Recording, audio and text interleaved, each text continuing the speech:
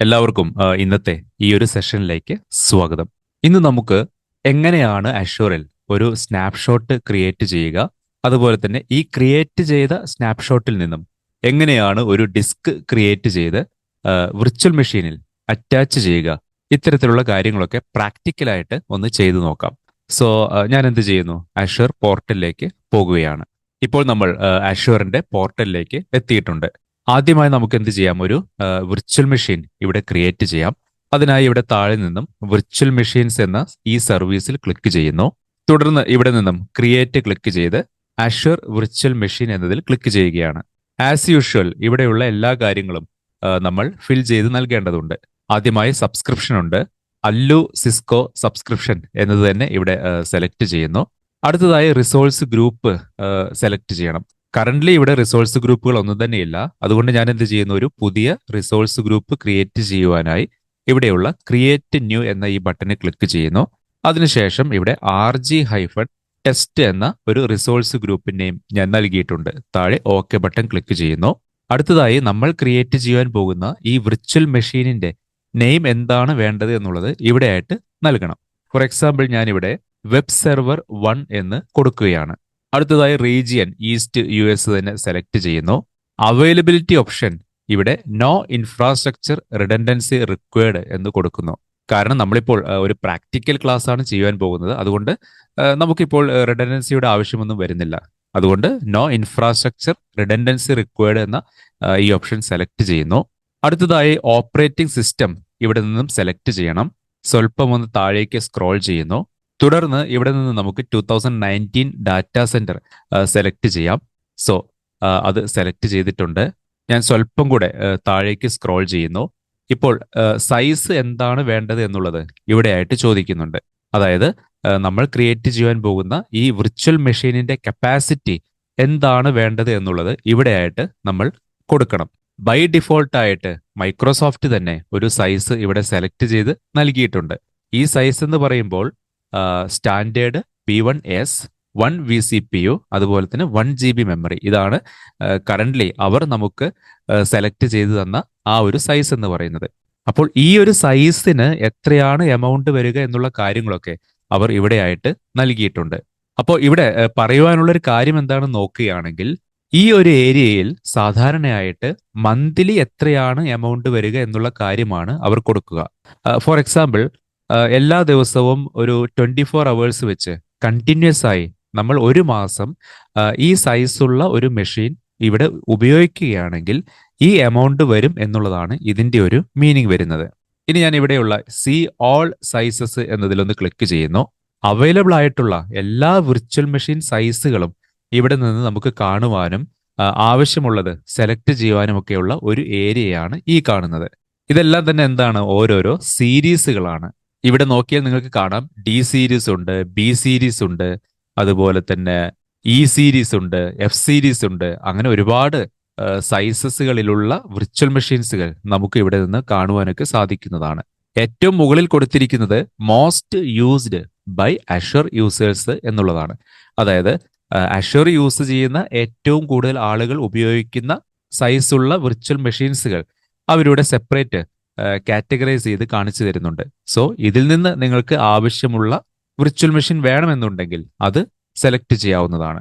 അതുപോലെ തന്നെ ടൈപ്പ് എന്താണ്, എത്ര വിർച്വൽ CPU വരുന്നുണ്ട്, മെമ്മറി എന്താണ്, ഡാറ്റ ഡിസ്ക് അതിൻ്റെ ഒരു കപ്പാസിറ്റി എന്താണ്, മാക്സിമം IOPS എത്രയാണ് വരുന്നത്, ലോക്കൽ സ്റ്റോറേജ് സൈസ് എത്രയാണ്, പ്രീമിയം ഡിസ്ക് സപ്പോർട്ട് ചെയ്യുമോ, ഇത്തരത്തിലുള്ള എല്ലാ കാര്യങ്ങളും ഇവിടെ നിന്ന് നമുക്ക് മനസ്സിലാക്കുവാനൊക്കെ കഴിയുന്നതാണ്.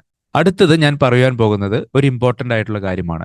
ഇവിടെ എന്താണ് കാണിക്കുന്നത്, cost/hour എന്ന് കൊടുത്തിട്ടുണ്ട് അല്ലെ. അപ്പോൾ ഇവിടെ നൽകിയിട്ടുള്ള ഈ എമൗണ്ട് ഒന്ന് ശ്രദ്ധിക്കുക. കറന്റ്ലി ഇപ്പോൾ ഇവിടെ കാണിച്ചിരിക്കുന്നത് ഒരു മണിക്കൂറിന് എത്രയാണ് ബിൽ വരിക എന്നുള്ള കാര്യമാണ് അല്ലെ. ഇത് നിങ്ങൾക്ക് ചേഞ്ച് ചെയ്യണമെന്നുണ്ടെങ്കിൽ മുകളിലുള്ള ഡിസ്പ്ലേ കോസ്റ്റ് എന്നതിൽ ക്ലിക്ക് ചെയ്യുക. അതിനുശേഷം ഇവിടെ മന്ത്ലി സെലക്ട് ചെയ്യുക, ഓക്കെ എന്നതിൽ ക്ലിക്ക് ചെയ്യുക. ഇപ്പോൾ ഇവിടെ നോക്കിയാൽ നമുക്ക് കാണാം മന്ത്ലി എത്രയാണ് എമൗണ്ട് വരിക എന്നുള്ള കാര്യങ്ങൾ അവരിവിടെ കാണിച്ചു തരുന്നുണ്ട്. വീണ്ടും നിങ്ങൾക്ക് എന്ത് ചെയ്യാം, ഇവിടെ മന്ത്ലി ചേഞ്ച് ചെയ്ത് അവേർലി എന്ന് കൊടുക്കുന്നു. താഴെ ഓക്കെ ബട്ടൺ ക്ലിക്ക് ചെയ്യുന്നു. സോ ബൈ ഡിഫോൾട്ട് ഈ ഒരു ഏരിയയിൽ വന്ന് നോക്കിക്കഴിഞ്ഞാൽ മന്ത്ലി എത്രയാണ് എമൗണ്ട് എന്നുള്ള ഇൻഫർമേഷനാണ് നമുക്ക് കാണുവാൻ സാധിക്കുക. സോ നിങ്ങൾക്ക് അവേർലി വൈസ് എത്രയാണ് ഒരു വിർച്വൽ മെഷീനിന് എമൗണ്ട് വരിക എന്നുള്ള കാര്യങ്ങളെല്ലാം അറിയണമെന്നുണ്ടെങ്കിൽ ഇവിടെ പോയിട്ട് അത് ചേഞ്ച് ചെയ്താൽ മതി. കണ്ടില്ലേ, ഇപ്പോൾ ഇവിടെ നോക്കിയാൽ നമുക്ക് അവേർലി എത്രയാണ് എമൗണ്ട് വരിക എന്നുള്ള ഇൻഫോർമേഷൻസുകളെല്ലാം തന്നെ കാണിക്കുന്നുണ്ട്. അപ്പോൾ ഒരു ആർക്കിടെക്റ്റ് പെർസ്പെക്റ്റീവിൽ നിങ്ങൾ ഇവിടെ മനസ്സിലാക്കേണ്ട ഒരു കാര്യമെന്ന് പറയുന്നത് മെയിൻ പേജ് എന്ന് പറയുമ്പോൾ ഇതാണ് മെയിൻ പേജ് എന്ന് പറയുന്നത്. ഇവിടെ നിന്നാണ് നമ്മൾ വിർച്വൽ മെഷീൻസുകളെല്ലാം തന്നെ ക്രിയേറ്റ് ചെയ്യുന്നത്, അല്ലേ? അതുകൊണ്ട് ഇതിനെ മെയിൻ പേജ് എന്ന് പറയും. അപ്പോൾ ഈ മെയിൻ പേജിൽ എപ്പോഴും കാണിക്കുക ഒരു വിർച്വൽ മെഷീനിന് മന്ത്ലി വരുന്ന എമൗണ്ട് ആയിരിക്കും. എന്നാൽ ഇവിടെ നമുക്ക് അത് ചേഞ്ച് ചെയ്ത് ഒരു മണിക്കൂറിൽ എത്രയാണ് എമൗണ്ട് വരിക എന്നത് മനസ്സിലാക്കണമെന്നുണ്ടെങ്കിൽ സി ഓൾ സൈസസ് എന്നത് ക്ലിക്ക് ചെയ്ത് നേരത്തെ നമ്മൾ ചെയ്തതുപോലെ ഇവിടെ ഡിസ്പ്ലേ കോസ്റ്റിൽ വന്ന് ഈ ഒരു ഭാഗം അവേർലി എന്ന് കൊടുത്ത് ഓക്കെ ക്ലിക്ക് ചെയ്യുക. അങ്ങനെ ചെയ്തു കഴിഞ്ഞാൽ ഇവിടെ റൈറ്റ് സൈഡിലായി ഒരു മണിക്കൂറിൽ എത്രയാണ് എമൗണ്ട് വരിക എന്നത് നമുക്ക് കാണുവാൻ സാധിക്കുന്നതാണ്. അതുപോലെ തന്നെ അടുത്തതായിട്ട് പറയുവാനുള്ള ഒരു കാര്യം എന്താണെന്ന് നോക്കുകയാണെങ്കിൽ ഈ സീരീസിലുള്ള വിർച്വൽ മെഷീൻസുകളെല്ലാം നമ്മൾ യൂസ് ചെയ്യുമ്പോൾ എത്ര മിനിറ്റ്സ് ആണോ നമ്മൾ യൂസ് ചെയ്യുന്നത് അതിനനുസരിച്ചിട്ടുള്ള ബില്ലായിരിക്കും കാണുവാൻ സാധിക്കുക. അതായത് ഫോർ എക്സാമ്പിൾ നിങ്ങൾ 5 മിനിറ്റ് മാത്രമാണ് ഒരു വിർച്വൽ മെഷീൻ യൂസ് ചെയ്യുന്നതെങ്കിൽ ആ 5 മിനിറ്റിന് എത്രയാണോ ചാർജ് വരുന്നത് അത് മാത്രമേ നമുക്ക് മൈക്രോസോഫ്റ്റിലേക്ക് പേ ചെയ്യേണ്ട ആവശ്യമുള്ളൂ. ഇനി സപ്പോസ് നിങ്ങൾ 15 മിനിറ്റ്സ് മാത്രമാണ് യൂസ് ചെയ്യുന്നുള്ളൂ എങ്കിൽ ആ 15 മിനിറ്റിന്റെ ചാർജ് മാത്രം മൈക്രോസോഫ്റ്റിലേക്ക് പേ ചെയ്താൽ മതി. അതായത് 1 അവറിന്റെ ബിൽ നിങ്ങൾ മസ്റ്റായും പേ ചെയ്യണമെന്ന് ഇവിടെ നിർബന്ധമൊന്നുമില്ല. ആ ഒരു കൺസെപ്റ്റ് മനസ്സിലായി എന്ന് കരുതുന്നു. എത്രയാണോ നമ്മൾ ഉപയോഗിക്കുന്നത് അതിനനുസരിച്ചിട്ടുള്ള എമൗണ്ട് മാത്രമേ നമുക്ക് മൈക്രോസോഫ്റ്റിലേക്ക് നൽകേണ്ടതുള്ളൂ. സോ ഒരിക്കൽ കൂടെ പറയുന്നു, ഇവിടെ കാണിക്കുന്ന ഈ കോസ്റ്റ് അവേർലി വൈസിലാണെങ്കിലും ബിൽ വരുമ്പോൾ എത്ര സമയം നമ്മൾ യൂസ് ചെയ്തിട്ടുണ്ടോ അത്രയും എമൗണ്ട് മാത്രമേ അവർ ബില്ലിൽ ചാർജ് ചെയ്യുകയുള്ളൂ. ശരി, അപ്പോൾ ആ ഒരു കാര്യങ്ങളെല്ലാം മനസ്സിലായെന്ന് കരുതുന്നു. ശരി, ഞാൻ ഇവിടെ നിന്നും B2S എന്ന ഈ ഒരു സൈസ് സെലക്ട് ചെയ്യുന്നു. അതായത് 2 വിർച്വൽ CPUs നമുക്ക് ലഭിക്കുന്നതാണ്. അതുപോലെ തന്നെ മെമ്മറി 4 GB ലഭിക്കും. അതുപോലെ തന്നെ ഡാറ്റ ഡിസ്ക് കാണിക്കുന്നുണ്ട്. IOPS എത്രയാണ് കിട്ടുക അത് കാണിക്കുന്നുണ്ട്. ലോക്കൽ സ്റ്റോറേജ് എത്രയാണ് ലഭിക്കുക. ഇത്തരത്തിലുള്ള ഇൻഫർമേഷൻസുകളെല്ലാം തന്നെ ഇവിടെയായിട്ട് കാണിക്കുന്നുണ്ട്. ശരി, താഴെയുള്ള ഈ സെലക്ട് ബട്ടണിൽ ക്ലിക്ക് ചെയ്യുന്നു. ഇപ്പോൾ ഇവിടെ നോക്കിയാൽ നമുക്ക് കാണാം മന്ത്ലി എത്രയാണ് എമൗണ്ട് വരിക എന്നുള്ളത് ചേഞ്ച് ആകപ്പെട്ടിട്ടുണ്ട്, അല്ലേ? കാരണം എന്താണ്, നമ്മൾ ആദ്യം ഉണ്ടായിരുന്ന ആ സൈസിൽ നിന്നും മറ്റൊരു സൈസാണ് ഇപ്പോൾ ഇവിടെ സെലക്ട് ചെയ്തിരിക്കുന്നത്. ശരി, ഞാൻ വീണ്ടും താഴേക്ക് സ്ക്രോൾ ചെയ്യുന്നു. ഇവിടെ യൂസർ നെയിം അഷ്വർ യൂസർ എന്ന് കൊടുക്കുകയാണ്. അതിനുശേഷം ഈ യൂസറുടെ പാസ്വേഡ് ഇവിടെ എൻ്റർ ചെയ്യുന്നു. ഒരിക്കൽ കൂടെ ആ പാസ്വേഡ് താഴെ ടൈപ്പ് ചെയ്യണമെന്ന് അവർ പറയുന്നുണ്ട്. സോ ആ പാസ്വേഡ് ഒരിക്കൽ കൂടെ ടൈപ്പ് ചെയ്യുന്നു. അതിനുശേഷം താഴെ നോക്കിക്കഴിഞ്ഞാൽ ഇൻബൗണ്ട് പോർട്സ് എന്നത് കാണാം, അല്ലേ? സോ ഞാനിവിടെ ക്ലിക്ക് ചെയ്യുന്നു. അതിനുശേഷം നമുക്ക് RDP എനേബിൾ ചെയ്യണം. അതുപോലെ തന്നെ STTPയും എനേബിൾ ചെയ്യണം. കാരണം നമ്മളൊരു വിർച്വൽ മെഷീൻ ക്രിയേറ്റ് ചെയ്ത് ഈ വിർച്വൽ മെഷീനിന്റെ അകത്ത് IAS എന്ന റോൾ ഇൻസ്റ്റാൾ ചെയ്ത് ഒരു വെബ് സെർവർ പോലെ യൂസ് ചെയ്യാൻ പോവുകയാണ്. അതുകൊണ്ടാണ് ഞാനിവിടെ ടെമ്പററി ആയി STTP എന്ന പോർട്ട് എനേബിൾ ചെയ്യുന്നത്.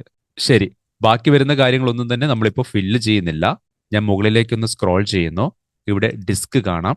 ബൈ ഡിഫോൾട്ട് 127 GB ആണ് ഈ വിർച്വൽ മെഷീൻ ക്രിയേറ്റ് ചെയ്യുമ്പോൾ അവർ OS ഡിസ്ക് ആയിട്ട് പ്രൊവൈഡ് ചെയ്യുന്നത്.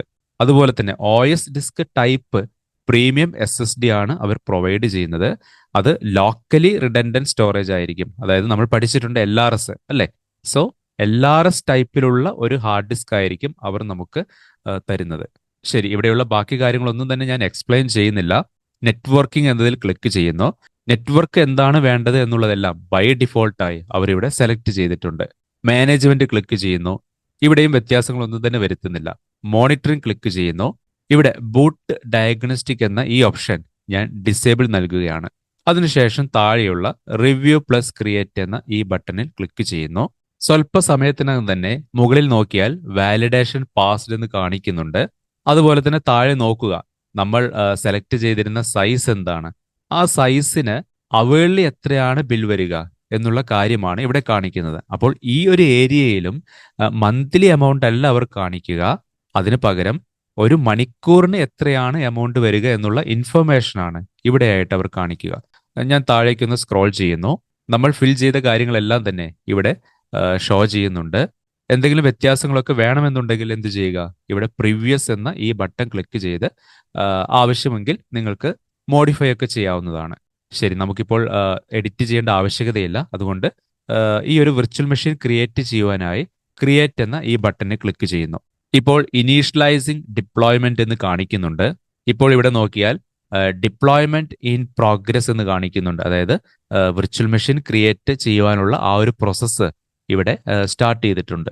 അല്പസമയത്തിനകം തന്നെ ഇവിടെ നോക്കുമ്പോൾ യുവർ ഡിപ്ലോയ്മെന്റ് ഈസ് കംപ്ലീറ്റ് എന്ന് കാണിക്കുന്നുണ്ട്. അതായത് ആ ഒരു ഡിപ്ലോയ്മെന്റ് സക്സസ് ആയിട്ട് തന്നെ ഇവിടെ കംപ്ലീറ്റ് ആകപ്പെട്ടിട്ടുണ്ട്. ഞാൻ താഴെയുള്ള ഈ ഗോ ടു റിസോഴ്സ് എന്ന ബട്ടണിൽ ക്ലിക്ക് ചെയ്യുന്നു.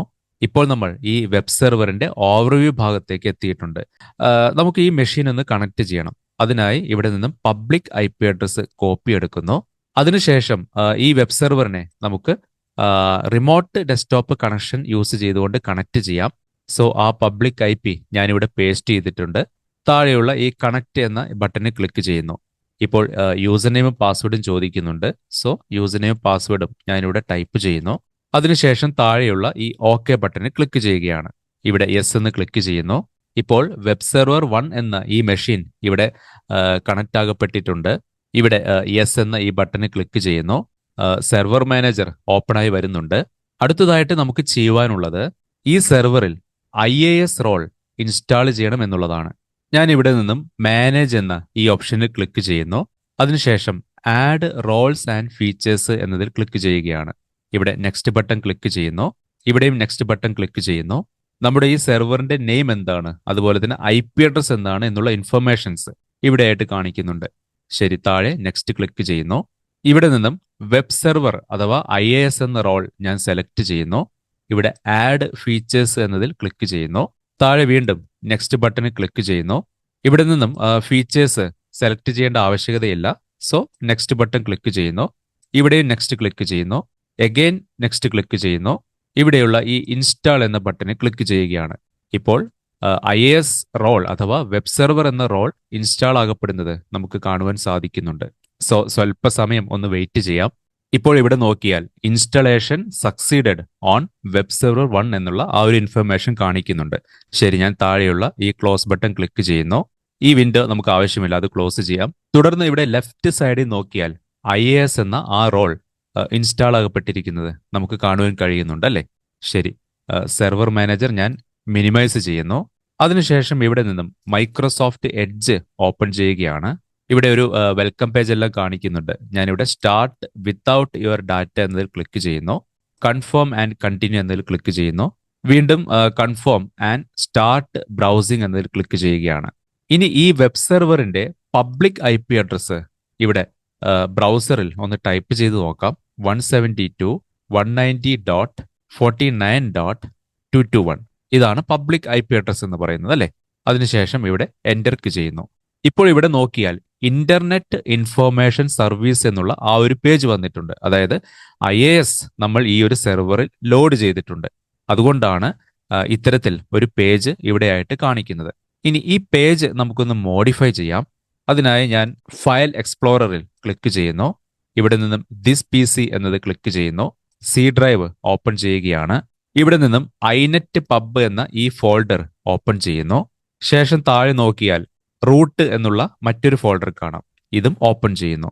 താഴെ IAS സ്റ്റാർട്ട് എന്ന ഒരു PNG ഫയൽ കാണാം. ഈ PNG ഫയൽ ഓപ്പൺ ചെയ്യുവാനായി റൈറ്റ് ക്ലിക്ക് ചെയ്ത് എഡിറ്റ് ബട്ടണിൽ ക്ലിക്ക് ചെയ്യുന്നു.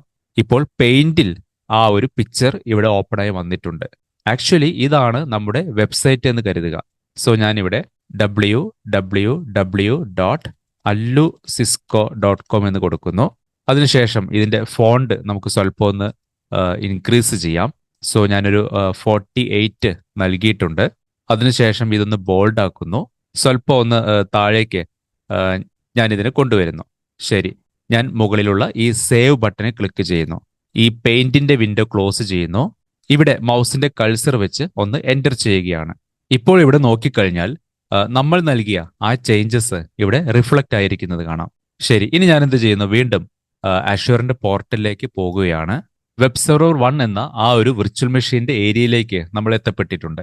ഇവിടെ ലെഫ്റ്റ് സൈഡിൽ നോക്കിയാൽ നിങ്ങൾക്ക് സെറ്റിംഗ്സ് എന്നത് കാണാം അല്ലേ? ഈ സെറ്റിംഗ്സിന്റെ അണ്ടറിൽ ഡിസ്ക് എന്ന മറ്റൊരു ഓപ്ഷൻ കാണാം. സോ ഞാൻ ഡിസ്ക് എന്നതിൽ ക്ലിക്ക് ചെയ്യുന്നു. ഇവിടെ റൈറ്റ് സൈഡിൽ നോക്കിയാൽ ഒരു ഡിസ്ക് കാണാം അല്ലേ? ഇതാണ് ആക്ച്വലി ഓപ്പറേറ്റിംഗ് സിസ്റ്റത്തിന്റെ ഹാർഡ് ഡിസ്ക് എന്ന് പറയുന്നത്. അതായത് നമ്മളൊരു മെഷീൻ ക്രിയേറ്റ് ചെയ്തു, ഈ മെഷീനിൽ അറ്റാച്ച് ആകപ്പെട്ട ഓപ്പറേറ്റിംഗ് സിസ്റ്റം ഹാർഡ് ഡിസ്ക് എന്ന് പറയുന്നത് ഈ കാണുന്നതാണ്. അതുപോലെ തന്നെ ആ സ്റ്റോറേജ് ടൈപ്പ് എന്താണ്, എത്ര GB ആണ് ഈ ഒരു ഓപ്പറേറ്റിംഗ് സിസ്റ്റം ഹാർഡ് ഡിസ്ക് ഉണ്ടായിരിക്കുക, മാക്സിമം അയോപ്സ് എത്രയാണ് വരുന്നത്, മാക്സിമം ത്രൂട്ട്പുട്ട് എത്രയാണ് വരുന്നത്, ഇത്തരത്തിലുള്ള ഇൻഫർമേഷൻസുകളെല്ലാം ഇവിടെയായിട്ട് അവർ നൽകിയിട്ടുണ്ട്. ഇത് തന്നെ നിങ്ങൾക്ക് മറ്റൊരു രീതിയിൽ കൂടെ കാണുവാൻ കഴിയുന്നതാണ്. മുകളിലുള്ള ഈ സെർച്ചിൽ ഞാൻ ഡിസ്ക് എന്ന് ടൈപ്പ് ചെയ്യുകയാണ്. കണ്ടില്ലേ, ഇവിടെ ഡിസ്ക് കാണിക്കുന്നുണ്ടല്ലേ? സോ ഡിസ്കിൽ ക്ലിക്ക് ചെയ്യുന്നു. അപ്പോൾ ഇവിടെ ഡിസ്ക് എന്ന ഈ ഒരു ഏരിയയിൽ വന്ന് നോക്കിക്കഴിഞ്ഞാലും എന്തൊക്കെ ഡിസ്കുകൾ ഉണ്ട് എന്നുള്ള ആ ഇൻഫർമേഷൻസ് ഇവിടെ നിന്നും നമുക്ക് മനസ്സിലാക്കുവാനൊക്കെ കഴിയുന്നതാണ്. അപ്പോൾ മനസ്സിലാക്കേണ്ട ഒരു കാര്യമെന്ന് പറയുന്നത്, ഈ ഒരു ഡിസ്കിന്റെ അകത്താണ് നമ്മൾ ലോഡ് ചെയ്ത ഓപ്പറേറ്റിംഗ് സിസ്റ്റവും അതുപോലെ തന്നെ IASഉം എല്ലാം റൺ ചെയ്തുകൊണ്ടിരിക്കുന്നത് അല്ലേ? ശരി, അപ്പോൾ നമ്മളിപ്പോൾ എന്തൊക്കെ ചെയ്തിട്ടുണ്ട് എന്നുള്ളത് നമുക്ക് ഒന്ന് നോക്കാം. അതിനായി ഇവിടെ നിന്നും ഒരു ആഷ്വർ ക്ലൗഡ് നമുക്ക് ഡ്രോ ചെയ്യാം. അപ്പോൾ ഈ കാണുന്നതാണ് ആഷ്വർ ക്ലൗഡ് എന്ന് പറയുന്നത്. ഞാൻ മുകളിൽ അത് ജസ്റ്റ് ഒന്ന് ടൈപ്പ് ചെയ്തേക്കാം. ആഷ്വർ ക്ലൗഡ് എന്ന് കൊടുത്തിട്ടുണ്ട്. തുടർന്ന് നമ്മൾ എന്ത് ചെയ്തു? ഇവിടെ ഒരു വിർച്വൽ മെഷീൻ ക്രിയേറ്റ് ചെയ്തു അല്ലേ? സോ ഒരു വിർച്വൽ മെഷീൻ നമ്മളിവിടെ ക്രിയേറ്റ് ചെയ്തിട്ടുണ്ട്. ഇത്തരത്തിൽ ഒരു വിർച്വൽ മെഷീൻ ഇവിടെ ക്രിയേറ്റ് ആകപ്പെടുമ്പോൾ അതിന്റെ കൂടെ എന്തുകൂടെ അറ്റാച്ച് ആയിട്ടുണ്ട്? ഞാൻ സ്വല്പം മുമ്പ് പറഞ്ഞിരുന്നു, ഒരു ഡിസ്ക് കൂടെ ഈ ഒരു വിർച്വൽ മെഷീന്റെ കൂടെ അറ്റാച്ച് ആകപ്പെട്ടിട്ടുണ്ട് അല്ലേ? സോ ഒരു ഡിസ്ക് കൂടെ ഞാൻ നിങ്ങൾക്ക് മനസ്സിലാക്കുവാൻ വേണ്ടി ഇവിടെ ആഡ് ചെയ്യുന്നു. ഇതാണ് ഡിസ്കിന്റെ ഒരു സിമ്പൽ എന്ന് പറയുന്നത്. അപ്പോൾ ഈ ഡിസ്കിനകത്ത് എന്തൊക്കെ ഉണ്ടായിരിക്കും? സ്വാഭാവികമായിട്ടും ഒരു ഓപ്പറേറ്റിംഗ് സിസ്റ്റം ഉണ്ടായിരിക്കും അല്ലേ? ഓപ്പറേറ്റിംഗ് സിസ്റ്റം എന്ന് കൊടുക്കുന്നു. അതുപോലെ തന്നെ നമ്മൾ എന്ത് ചെയ്തിട്ടുണ്ട്? ഒരു വെബ് സെർവർ റോൾ കൂടെ നമ്മളിവിടെ ഇൻസ്റ്റാൾ ചെയ്തിട്ടുണ്ട് ഈ ഒരു ഡിസ്കിനകത്ത്. ഞാൻ ഒരിക്കൽ കൂടെ പോർട്ടലിലേക്ക് ഒന്ന് പോകുന്നു. ഇവിടെ ഈ കാണുന്നതാണ് ഓപ്പറേറ്റിംഗ് സിസ്റ്റം ഡിസ്ക് എന്ന് പറയുന്നത്. ഞാൻ ഇതിന്റെ ഒരു സ്ക്രീൻഷോട്ട് എടുക്കുന്നു. സ്നിപ്പർ ടൂൾ വെച്ചാണ് സ്ക്രീൻഷോട്ട് എടുക്കുന്നത്. അതിനുശേഷം അതിവിടെ പേസ്റ്റ് ചെയ്യുകയാണ്. നിങ്ങൾക്ക് കാര്യങ്ങളെല്ലാം ഈസിയായി മനസ്സിലാക്കുവാൻ വേണ്ടിയാണ് ഞാൻ ഇങ്ങനെ ചെയ്യുന്നത്. കണ്ടില്ലേ, ഇതാണ് ആക്ച്വലി നമ്മൾ ക്രിയേറ്റ് ചെയ്ത വെബ് സെർവറിന്റെ ഓപ്പറേറ്റിംഗ് സിസ്റ്റം ഹാർഡ് ഡിസ്കിന്റെ നെയിം എന്ന് പറയുന്നത്. ഈ സെർവറിന്റെ നെയിം നമ്മൾ ഇവിടെ മെൻഷൻ ചെയ്തിട്ടില്ല അല്ലേ? സോ അതുകൂടെ ഞാനൊന്ന് മെൻഷൻ ചെയ്തേക്കാം. ഇവിടെ വെബ് സെർവർ 1 എന്ന് കൊടുക്കുന്നു. ഇത് ഞാനിവിടെ താഴെയായിട്ട് പ്ലേസ് ചെയ്യുന്നു. അപ്പോൾ ബേസിക്കലി പറയുകയാണെങ്കിൽ ഇത്രയും കാര്യങ്ങളാണ് നമ്മളിപ്പോൾ പ്രാക്ടിക്കലായിട്ട് ഇവിടെ അഷ്വറിന്റെ പോർട്ടലിൽ ചെയ്തിരിക്കുന്നത്. ഞാൻ ഒന്നുകൂടെ പെട്ടെന്ന് ഒന്ന് പറഞ്ഞു പോകാം. അതായത് ഒരു വിർച്വൽ മെഷീൻ ക്രിയേറ്റ് ചെയ്തിട്ടുണ്ട്. ഇത്തരത്തിൽ വിർച്വൽ മെഷീൻ ക്രിയേറ്റ് ആകപ്പെടുമ്പോൾ ഒരു ഓപ്പറേറ്റിംഗ് സിസ്റ്റം ഡിസ്ക് കൂടെ ഈ മെഷീനിലേക്ക് അറ്റാച്ച് ആകപ്പെട്ടിട്ടുണ്ട്. അപ്പോൾ ഈ ഡിസ്കിനകത്താണ് എന്തുള്ളത്? ഓപ്പറേറ്റിംഗ് സിസ്റ്റം ഉള്ളത്. തുടർന്ന് നമ്മൾ എന്ത് ചെയ്തു? ഈ സെർവറിനെ ഒരു വെബ് സെർവർ ആക്കണം എന്നുള്ളത് കൊണ്ട് ഒരു IAS റോൾ അഥവാ വെബ് സെർവർ റോൾ കൂടെ ഈ വിർച്വൽ മെഷീനിൽ നമ്മളിപ്പോൾ ഇൻസ്റ്റാൾ ചെയ്തിട്ടുണ്ട്. അതുപോലെ തന്നെ ഈ ഡിസ്കിന്റെ നെയിം എന്താണ് ഉള്ളത് എന്നുള്ളതും ഞാൻ ഇങ്ങോട്ടേക്ക് ഒരു സ്ക്രീൻഷോട്ട് എടുത്തു വെച്ചിട്ടുണ്ട് നിങ്ങൾക്ക് ഈസി ആയിട്ട് മനസ്സിലാക്കുവാൻ വേണ്ടി. ഇനി നമുക്ക് എന്താണ് ചെയ്യേണ്ടത്? വർക്കിംഗ് കണ്ടീഷനിൽ ഇരിക്കുന്ന ഈ ഓപ്പറേറ്റിംഗ് സിസ്റ്റം ഡിസ്കിന്റെ ഒരു സ്നാപ്ഷോട്ട് എടുക്കണം. അപ്പോൾ അത് എങ്ങനെയാണ് പ്രാക്ടിക്കലായിട്ട് ചെയ്യുക എന്നത് നോക്കാം. ഞാൻ വീണ്ടും അഷ്വറിന്റെ പോർട്ടലിലേക്ക് പോകുകയാണ്. ഇവിടെ ഹോമിലേക്ക് പോകുവാനായി മൈക്രോസോഫ്റ്റ് അഷ്വർ എന്ന ഈ ബട്ടണിൽ ക്ലിക്ക് ചെയ്യുന്നു. അതിനുശേഷം താഴെ നിന്നും ഈ ഡിസ്ക് എന്നതിൽ ക്ലിക്ക് ചെയ്യുന്നു. ഓപ്പറേറ്റിംഗ് സിസ്റ്റത്തിന്റെ ഹാർഡ് ഡിസ്ക് ഇവിടെ ആയിട്ട് കാണിക്കുന്നുണ്ട്. ഈ ഡിസ്ക് ഓപ്പൺ ചെയ്യുവാനായി ഇവിടെ ക്ലിക്ക് ചെയ്യുന്നു. ഇപ്പോൾ ഈ ഡിസ്കിന്റെ ഓവർവ്യൂ പേജിലേക്ക് നമ്മൾ എത്തിയിട്ടുണ്ട്. ഈ ഡിസ്കിനെ സംബന്ധിച്ചിട്ടുള്ള ഇൻഫോർമേഷൻസുകളെല്ലാം തന്നെ ഇവിടെയായിട്ട് അവർ നൽകിയിട്ടുണ്ട്. ഈ ഡിസ്കിന്റെ സ്റ്റേറ്റ് എന്താണ്? ഈ ഡിസ്ക് കറന്റ്ലി അറ്റാച്ച്ഡ് ആണ് അല്ലെ? അതായത് ഏതോ ഒരു മെഷീനിൽ അറ്റാച്ച്ഡ് ആണ് എന്നുള്ളതാണ് പറയുന്നത്. ആ അറ്റാച്ച്ഡ് ആകപ്പെട്ട വിർച്വൽ മെഷീൻ ഏതാണ് എന്ന് അറിയണമെന്നുണ്ടെങ്കിൽ ഇവിടെ മാനേജ്ഡ് ബൈ എന്നതിന്റെ കീഴിൽ നോക്കുക. വെബ് സെർവർ 1 എന്ന വിർച്വൽ മെഷീനിലാണ് ഈ ഒരു ഡിസ്ക് അറ്റാച്ച് ആകപ്പെട്ടിരിക്കുന്നത്. അതുപോലെ തന്നെ ബാക്കി ഇൻഫർമേഷൻസുകളെല്ലാം തന്നെ ഇവിടെയുണ്ട്. സിമ്പിൾ ആണ്, നിങ്ങളൊന്ന് വായിച്ചു നോക്കുക. ശരി, ഇനി ഇവിടെ മുകളിൽ നോക്കിയാൽ ക്രിയേറ്റ് സ്നാപ്ഷോട്ട് എന്ന ഒരു ഓപ്ഷൻ കാണാം അല്ലേ? അതായത് ഈ ഡിസ്കിന്റെ സ്നാപ്ഷോട്ട് എടുക്കുവാനുള്ള ഒരു ഓപ്ഷനാണിത്. ഞാൻ ഇതിലൊന്ന് ക്ലിക്ക് ചെയ്യുന്നു. നമുക്കറിയാം ഈ വിർച്വൽ മെഷീനിലുള്ള ഹാർഡ് ഡിസ്ക് ഇപ്പോൾ പ്രോബ്ലംസുകളൊന്നുമില്ലാതെ കറന്റ്ലി നല്ല രീതിയിൽ തന്നെയാണ് വർക്ക് ചെയ്തുകൊണ്ടിരിക്കുന്നത് അല്ലേ? സോ ഈ സമയത്ത് തന്നെ നമുക്ക് എന്ത് ചെയ്യാം? ഈ ഡിസ്കിന്റെ ഒരു സ്നാപ്ഷോട്ട് എടുത്തു വെക്കാം. അതിനു വേണ്ടിയാണ് നമ്മളിവിടെ ക്രിയേറ്റ് സ്നാപ്ഷോട്ട് എന്നുള്ള ആ ഒരു ഓപ്ഷൻ സെലക്ട് ചെയ്തിരിക്കുന്നത്. ഇവിടെയും നമ്മൾ സബ്സ്ക്രിപ്ഷൻ, അതുപോലെ തന്നെ റിസോഴ്സ് ഗ്രൂപ്പ്, അത്തരത്തിലുള്ള ഇൻഫർമേഷൻസുകളെല്ലാം തന്നെ ഫിൽ ചെയ്ത് നൽകണം. കറന്റ്ലി ഇവിടെ സബ്സ്ക്രിപ്ഷൻ എന്താണ്, അതുപോലെ തന്നെ റിസോഴ്സ് ഗ്രൂപ്പ് എന്താണ് എന്നുള്ളതെല്ലാം ഓട്ടോമാറ്റിക്കലി സെലക്ട് ആയി വന്നിട്ടുണ്ട്. ഇവിടെ ഞാൻ റെക്കമെൻഡ് ചെയ്യുന്ന ഒരു കാര്യം എന്താണെന്ന് നോക്കുകയാണെങ്കിൽ, പുതിയ ഒരു റിസോഴ്സ് ഗ്രൂപ്പ് ക്രിയേറ്റ് ചെയ്യുകയായിരിക്കും ബെസ്റ്റ് പ്രാക്ടീസ് എന്ന് പറയുന്നത്. കാരണം നമ്മളിപ്പോൾ ക്രിയേറ്റ് ചെയ്യാൻ പോകുന്ന ഈ സ്നാപ്ഷോട്ട് ഫ്യൂച്ചറിൽ നമുക്ക് ആവശ്യമില്ല എന്ന് തോന്നുകയാണെങ്കിൽ, ക്രിയേറ്റ് ചെയ്യുന്ന റിസോഴ്സ് ഗ്രൂപ്പ്, അതായത് ഇപ്പോൾ നമ്മളൊരു റിസോഴ്സ് ഗ്രൂപ്പ് ക്രിയേറ്റ് ചെയ്യാൻ പോവുകയാണ് അല്ലേ, ആ റിസോഴ്സ് ഗ്രൂപ്പ് കംപ്ലീറ്റ്ലി റിമൂവ് ചെയ്ത് കളഞ്ഞാൽ മതി. വളരെ ഈസിയാണ്. ആ റിസോഴ്സ് ഗ്രൂപ്പ് സെലക്ട് ചെയ്യുക, അത് ഡിലീറ്റ് ചെയ്ത് കളയുക. അപ്പോൾ ഞാൻ എന്ത് ചെയ്യുന്നു, ഇവിടെയുള്ള ക്രിയേറ്റ് ന്യൂ എന്ന ഈ ബട്ടണിൽ ക്ലിക്ക് ചെയ്യുന്നു. അതിനുശേഷം ഇവിടെ RG- സ്നാപ്ഷോട്ട് എന്ന് കൊടുക്കുന്നു. ഇതാണ് നമ്മൾ ക്രിയേറ്റ് ചെയ്യാൻ പോകുന്ന പുതിയ ഒരു റിസോഴ്സ് ഗ്രൂപ്പ് എന്ന് പറയുന്നത്. ശരി, താഴെയുള്ള ഈ OK ബട്ടണിൽ ക്ലിക്ക് ചെയ്തിട്ടുണ്ട്. അടുത്തതായി നമ്മൾ ക്രിയേറ്റ് ചെയ്യാൻ പോകുന്ന സ്നാപ്ഷോട്ടിന് ഒരു നെയിം ഇവിടെ സെറ്റ് ചെയ്യണം. ഒരു ഉദാഹരണത്തിന് ഞാനിവിടെ വെബ് സെർവർ 1 സ്നാപ്ഷോട്ട് എന്ന് എൻ്റർ ചെയ്യുകയാണ്. താഴെ റീജിയൻ നോക്കിയാൽ ഓട്ടോമാറ്റിക് ആയിട്ട് തന്നെ അത് ഇവിടെ ആഡ് ആകപ്പെട്ടിട്ടുണ്ട്. അതിന്റെ താഴെ നോക്കിയാൽ സ്നാപ്ഷോട്ട് ടൈപ്പ് എന്നത് കാണാം അല്ലെ. ഇവിടെ 2 കാര്യങ്ങളാണ് അവർ കൊടുത്തിരിക്കുന്നത്. എന്തൊക്കെയാണ്? ഒന്ന് ഇൻക്രിമെന്റൽ, രണ്ടാമതായി വരുന്നത് ഫുൾ. ഇതേപോലെ 2 ഓപ്ഷൻസുകളാണ് അവരിവിടെ ഈ സ്നാപ്ഷോട്ട് ടൈപ്പിൽ കൊടുത്തിരിക്കുന്നത്. അപ്പോൾ ഇതിലെ ആദ്യം ഈ ഫുൾ എന്ന് പറഞ്ഞാൽ എന്താണ് എന്നുള്ളത് നമുക്കൊന്ന് നോക്കാം. ഇവിടെ ഈ ഫുൾ എന്നതാണ് നമ്മൾ സെലക്ട് ചെയ്യുന്നതെങ്കിൽ, ഈ പേര് പോലെ തന്നെ ഫുൾ ഡിസ്കിന്റെ ഒരു സ്നാപ്ഷോട്ട് എടുക്കപ്പെടുന്നതാണ്. ഫുൾ ഡിസ്ക് എന്ന് പറയുമ്പോൾ ഇവിടെ നോക്കുക, ഇതാണ് ഓപ്പറേറ്റിംഗ് സിസ്റ്റത്തിന്റെ ഡിസ്ക് എന്ന് പറയുന്നത് അല്ലേ. അപ്പോൾ ഈ ഒരു ഡിസ്കിന്റെ സ്നാപ്ഷോട്ട് അവർ എടുത്തു വെക്കുന്നതാണ്.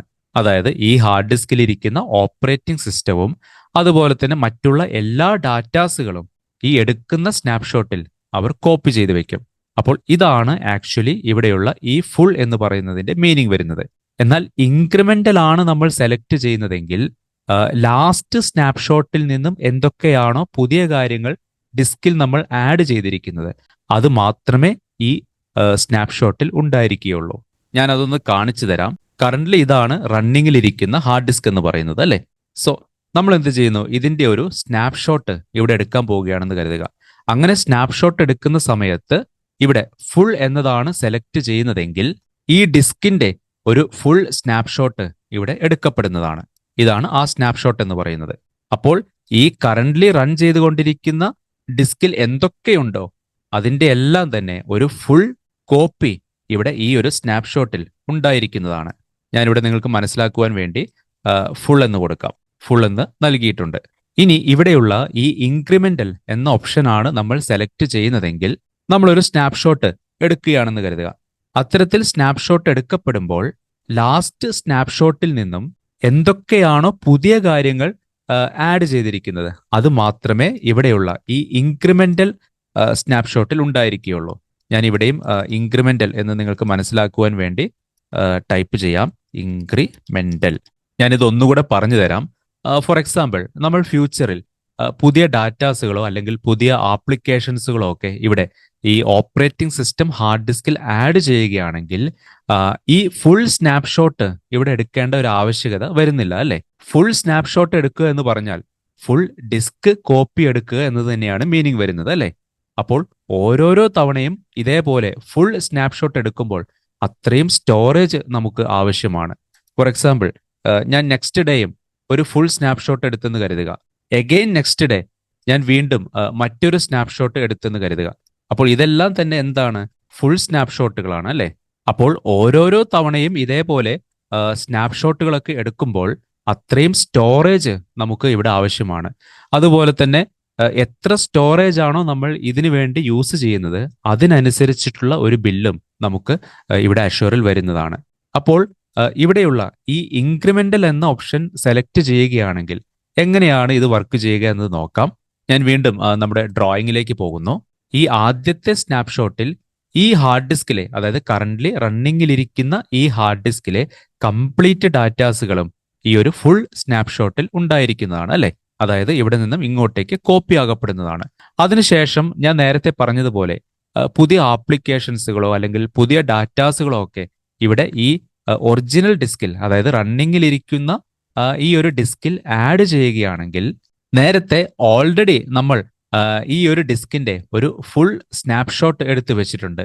സോ ഇപ്പോൾ ആഡ് ചെയ്യപ്പെട്ട അല്ലെങ്കിൽ ഇപ്പോൾ സ്റ്റോർ ചെയ്യപ്പെട്ട പുതിയ ഡാറ്റാസുകൾ മാത്രം ഇങ്ങോട്ടേക്ക് ഒരു സ്നാപ്ഷോട്ട് എടുത്താൽ മതി എന്നുള്ളത് നമുക്ക് ഇൻക്രിമെന്റൽ എന്ന ഓപ്ഷന്റെ ഹെൽപ്പോട് കൂടി ഇവിടെ കോൺഫിഗർ ചെയ്യാവുന്നതാണ്. സോ ഇത്തരത്തിൽ ഇവിടെ സെലക്ട് ചെയ്യുന്നത് കൊണ്ടുള്ള ഒരു അഡ്വാൻറ്റേജ് അല്ലെങ്കിൽ ഒരു ബെനിഫിറ്റ് എന്താണെന്ന് നോക്കുകയാണെങ്കിൽ, വളരെ കുറച്ച് സ്പേസ് മാത്രമേ ഇതിന് ആവശ്യം വരികയുള്ളൂ അല്ലേ? കാരണം ചേഞ്ചസുകൾ മാത്രമേ ഈ ഇൻക്രിമെന്റൽ സ്നാപ്ഷോട്ടിൽ ഉണ്ടായിരിക്കുകയുള്ളൂ. സോ ഇതേപോലെ നിങ്ങൾക്ക് എത്ര ഇൻക്രിമെന്റൽ സ്നാപ്ഷോട്ടുകൾ വേണമെന്നുണ്ടെങ്കിലും എടുത്തു വെക്കാവുന്നതാണ്. അപ്പോൾ ഇൻക്രിമെന്റിൽ എന്താണ് ഉണ്ടായിരിക്കുക? ചേഞ്ചസുകൾ എന്താണോ അത് മാത്രമേ ഇവിടെ ഈ ഇൻക്രിമെന്റൽ എന്നുള്ള സ്നാപ്ഷോട്ടിൽ ഉണ്ടായിരിക്കുകയുള്ളൂ. ശരി, നമ്മൾ എന്തായാലും ഇവിടെ ഒരു ഫുൾ സ്നാപ്ഷോട്ടാണ് എടുക്കുവാൻ പോകുന്നത്. കാരണം ഇതുവരെ നമ്മൾ സ്നാപ്ഷോട്ടുകൾ ഒന്നും തന്നെ എടുത്തിട്ടില്ല. അതുകൊണ്ട് തന്നെ നമുക്ക് എന്ത് ചെയ്യാം, ഇവിടെ ഫുൾ എന്നത് സെലക്ട് ചെയ്യാം. സോ ഞാൻ വീണ്ടും അഷ്വറിന്റെ പോർട്ടലിലേക്ക് പോകുന്നു. അതിനുശേഷം ഫുൾ എന്നത് സെലക്ട് ചെയ്യുന്നു. ബാക്കിയുള്ള കാര്യങ്ങളൊന്നും തന്നെ നമ്മളിവിടെ മാനുവലായി സെലക്ട് ചെയ്യേണ്ട ആവശ്യമില്ല. അതെല്ലാം ഓട്ടോമാറ്റിക് ആയിട്ട് തന്നെ മൈക്രോസോഫ്റ്റ് ഇവിടെ ആഡ് ചെയ്ത് തന്നിട്ടുണ്ട്. അപ്പോൾ എങ്ങനെയാണ് ഇത് ഇവിടെ ഓട്ടോമാറ്റിക് ആയിട്ട് ഈ ഇൻഫോർമേഷൻസുകളെല്ലാം ആഡ് ആകപ്പെട്ടത്? അതായത് ഈ ഒരു ഡിസ്കിനകത്ത് നിന്നാണ് നമ്മൾ സ്നാപ്ഷോട്ട് എന്ന ഓപ്ഷൻ സെലക്ട് ചെയ്തത് അല്ലേ? സോ മനസ്സിലാക്കുക, ഏത് ഡിസ്കിന്റെ അകത്ത് നിന്നാണോ നമ്മൾ സ്നാപ്ഷോട്ട് എന്ന ഓപ്ഷൻ സെലക്ട് ചെയ്യുന്നത്, അപ്പോൾ ആ ഇൻഫോർമേഷൻസുകളെല്ലാം തന്നെ, അതായത് ഈ ഡിസ്ക് ഓൾറെഡി നമ്മൾ ക്രിയേറ്റ് ചെയ്തതാണ് അല്ലേ? അപ്പോൾ ഈ ഡിസ്കിന്റെ ഇൻഫോർമേഷൻസുകൾ തന്നെ ഓട്ടോമാറ്റിക്കലി അവരിവിടെ സോഴ്സ് ടൈപ്പിലും, അതുപോലെ തന്നെ സോഴ്സ് സബ്സ്ക്രിപ്ഷൻ എന്താണ്, സോഴ്സ് ഡിസ്ക് എന്താണ്, അതുപോലെ തന്നെ സെക്യൂരിറ്റി ടൈപ്പ് എന്താണ്, ഇത്തരത്തിലുള്ള എല്ലാ കാര്യങ്ങളും അവർക്കറിയാം. സോ ഓട്ടോമാറ്റിക്കലി മൈക്രോസോഫ്റ്റ് തന്നെ അതെല്ലാം ഇവിടേക്ക് ആഡ് ചെയ്ത് തന്നിട്ടുണ്ട്. ഇനി അവസാനമുള്ള ഒരു ഓപ്ഷൻ നോക്കുക, സ്റ്റോറേജ് ടൈപ്പ് എന്ന് കൊടുത്തിട്ടുണ്ട് അല്ലേ? അതായത് നമ്മൾ ക്രിയേറ്റ് ചെയ്യുന്ന സ്നാപ്ഷോട്ടിന് എത്ര കോപ്പി എടുത്തു വെക്കണം എന്നുള്ളത് ഇവിടെ സെലക്ട് ചെയ്യാം. അതിനുള്ള ഓപ്ഷനാണ് ഇവിടെ താഴെയായിട്ട് അവർ പ്രൊവൈഡ് ചെയ്തിരിക്കുന്നത്. ശരി, ഞാൻ എന്ത് ചെയ്യുന്നത്, ഇവിടെ ഒന്ന് ക്ലിക്ക് ചെയ്യുകയാണ്. ബൈ ഡിഫോൾട്ട് ഒരു സോൺ റിഡൻഡന്റ് സ്റ്റോറേജ് ആണ് അവരിവിടെ നമുക്ക് തരുന്നത്. അതായത് നമ്മുടെ ഡാറ്റാസുകൾ 3 സോൺസുകളിലായി റിപ്ലിക്കേറ്റ് ആകും അല്ലെ? സോൺ റിഡൻഡന്റ് സ്റ്റോറേജ് എന്താണെന്നൊക്കെ നമ്മൾ പഠിച്ചിട്ടുണ്ട്. അതുകൊണ്ട് അത്തരത്തിലുള്ള കാര്യങ്ങളിലേക്കൊന്നും ഞാൻ കടക്കുന്നില്ല. ഇതൊരു പ്രാക്ടിക്കൽ ക്ലാസ് ആയതുകൊണ്ട് ഞാൻ എന്ത് ചെയ്യുന്നു, ഇവിടെ സ്റ്റാൻഡേർഡ് STD എന്നത് സെലക്ട് ചെയ്യുന്നു. സ്റ്റാൻഡേർഡ് STD ആകുമ്പോൾ ബാക്കെൻഡിൽ എന്ത് സംഭവിക്കും? അത് LRS എന്ന മെത്തേഡിലാണ് വർക്ക് ചെയ്യുക. അതായത് ലോക്കലി റിഡൻഡന്റ് സ്റ്റോറേജ് ആണ് നമ്മളിപ്പോൾ സെലക്ട് ചെയ്തിരിക്കുന്നത്. അപ്പോൾ ഇതിന്റെ ബാക്കെൻഡിൽ ഇതെങ്ങനെയാണ് വർക്ക് ചെയ്യുക എന്നുള്ളത് ഞാൻ പറഞ്ഞു തരാം.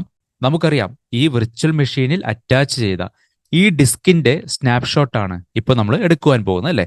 ഫോർ എക്സാമ്പിൾ, ഈ സ്നാപ്ഷോട്ടിന്റെ നെയിം ഞാനിവിടെ സ്നാപ്ഷോട്ട് 1 എന്ന് കൊടുക്കുകയാണ്.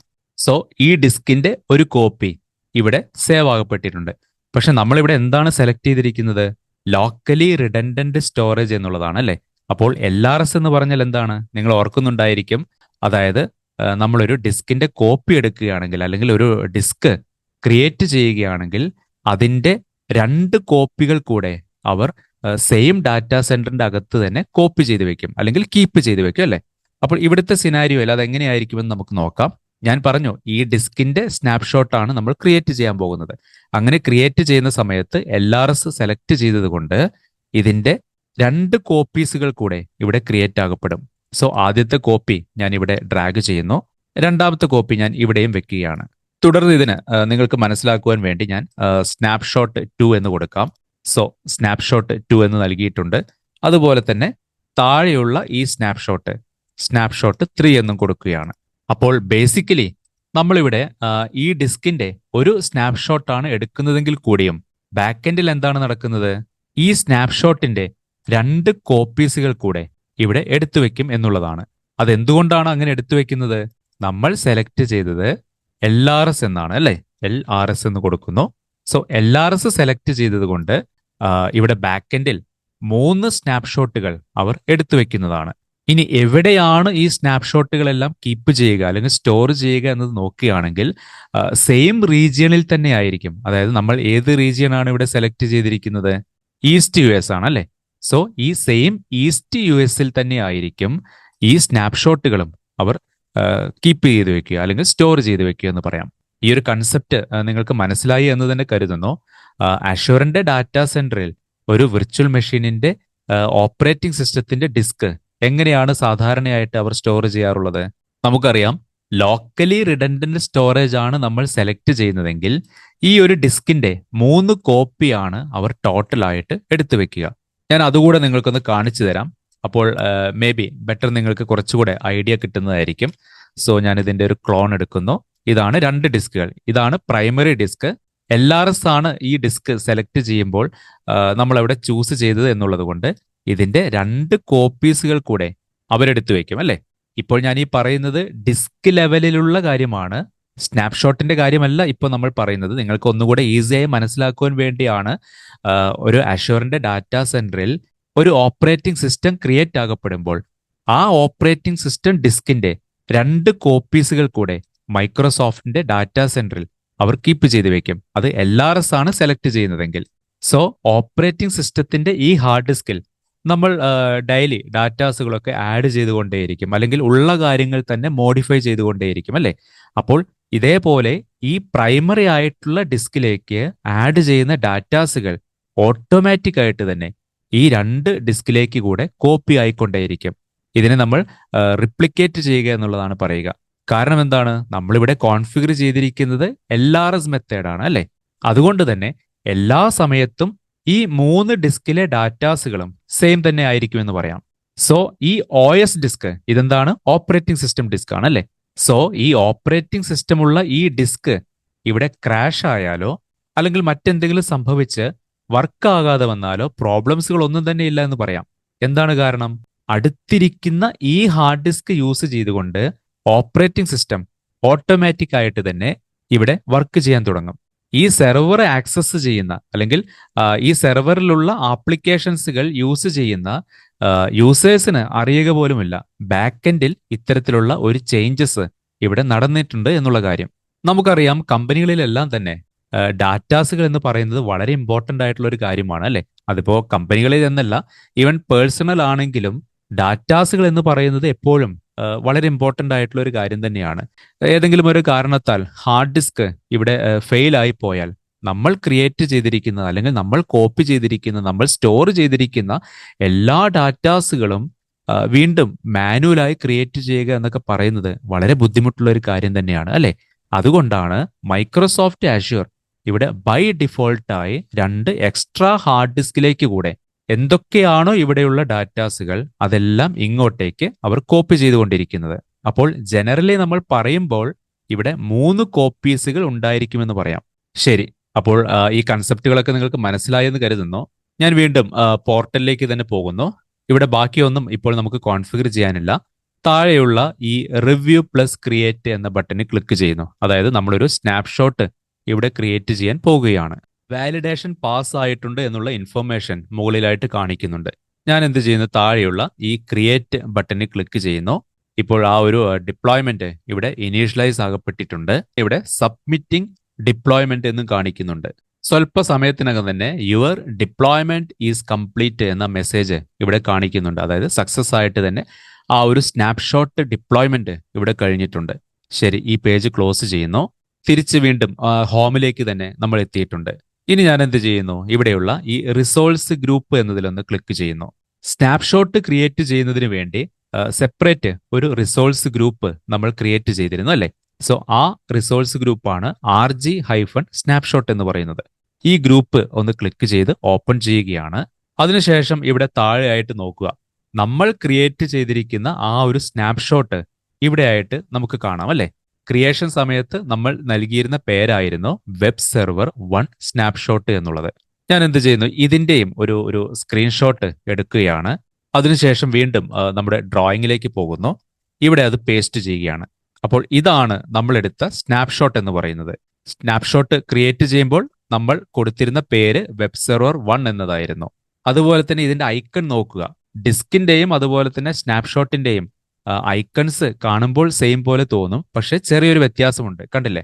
ഇതൊരു പ്രൊട്ടക്റ്റഡ് ആണ് എന്ന രീതിയിൽ അവരിവിടെ കവർ ചെയ്ത് വെച്ചിട്ടുണ്ട്. ഈവൻ നിങ്ങൾ പോർട്ടലിൽ പോയി നോക്കിയാലും നിങ്ങൾക്ക് അതിവിടെ കാണുവാൻ സാധിക്കുന്നതാണ്. കണ്ടില്ലേ?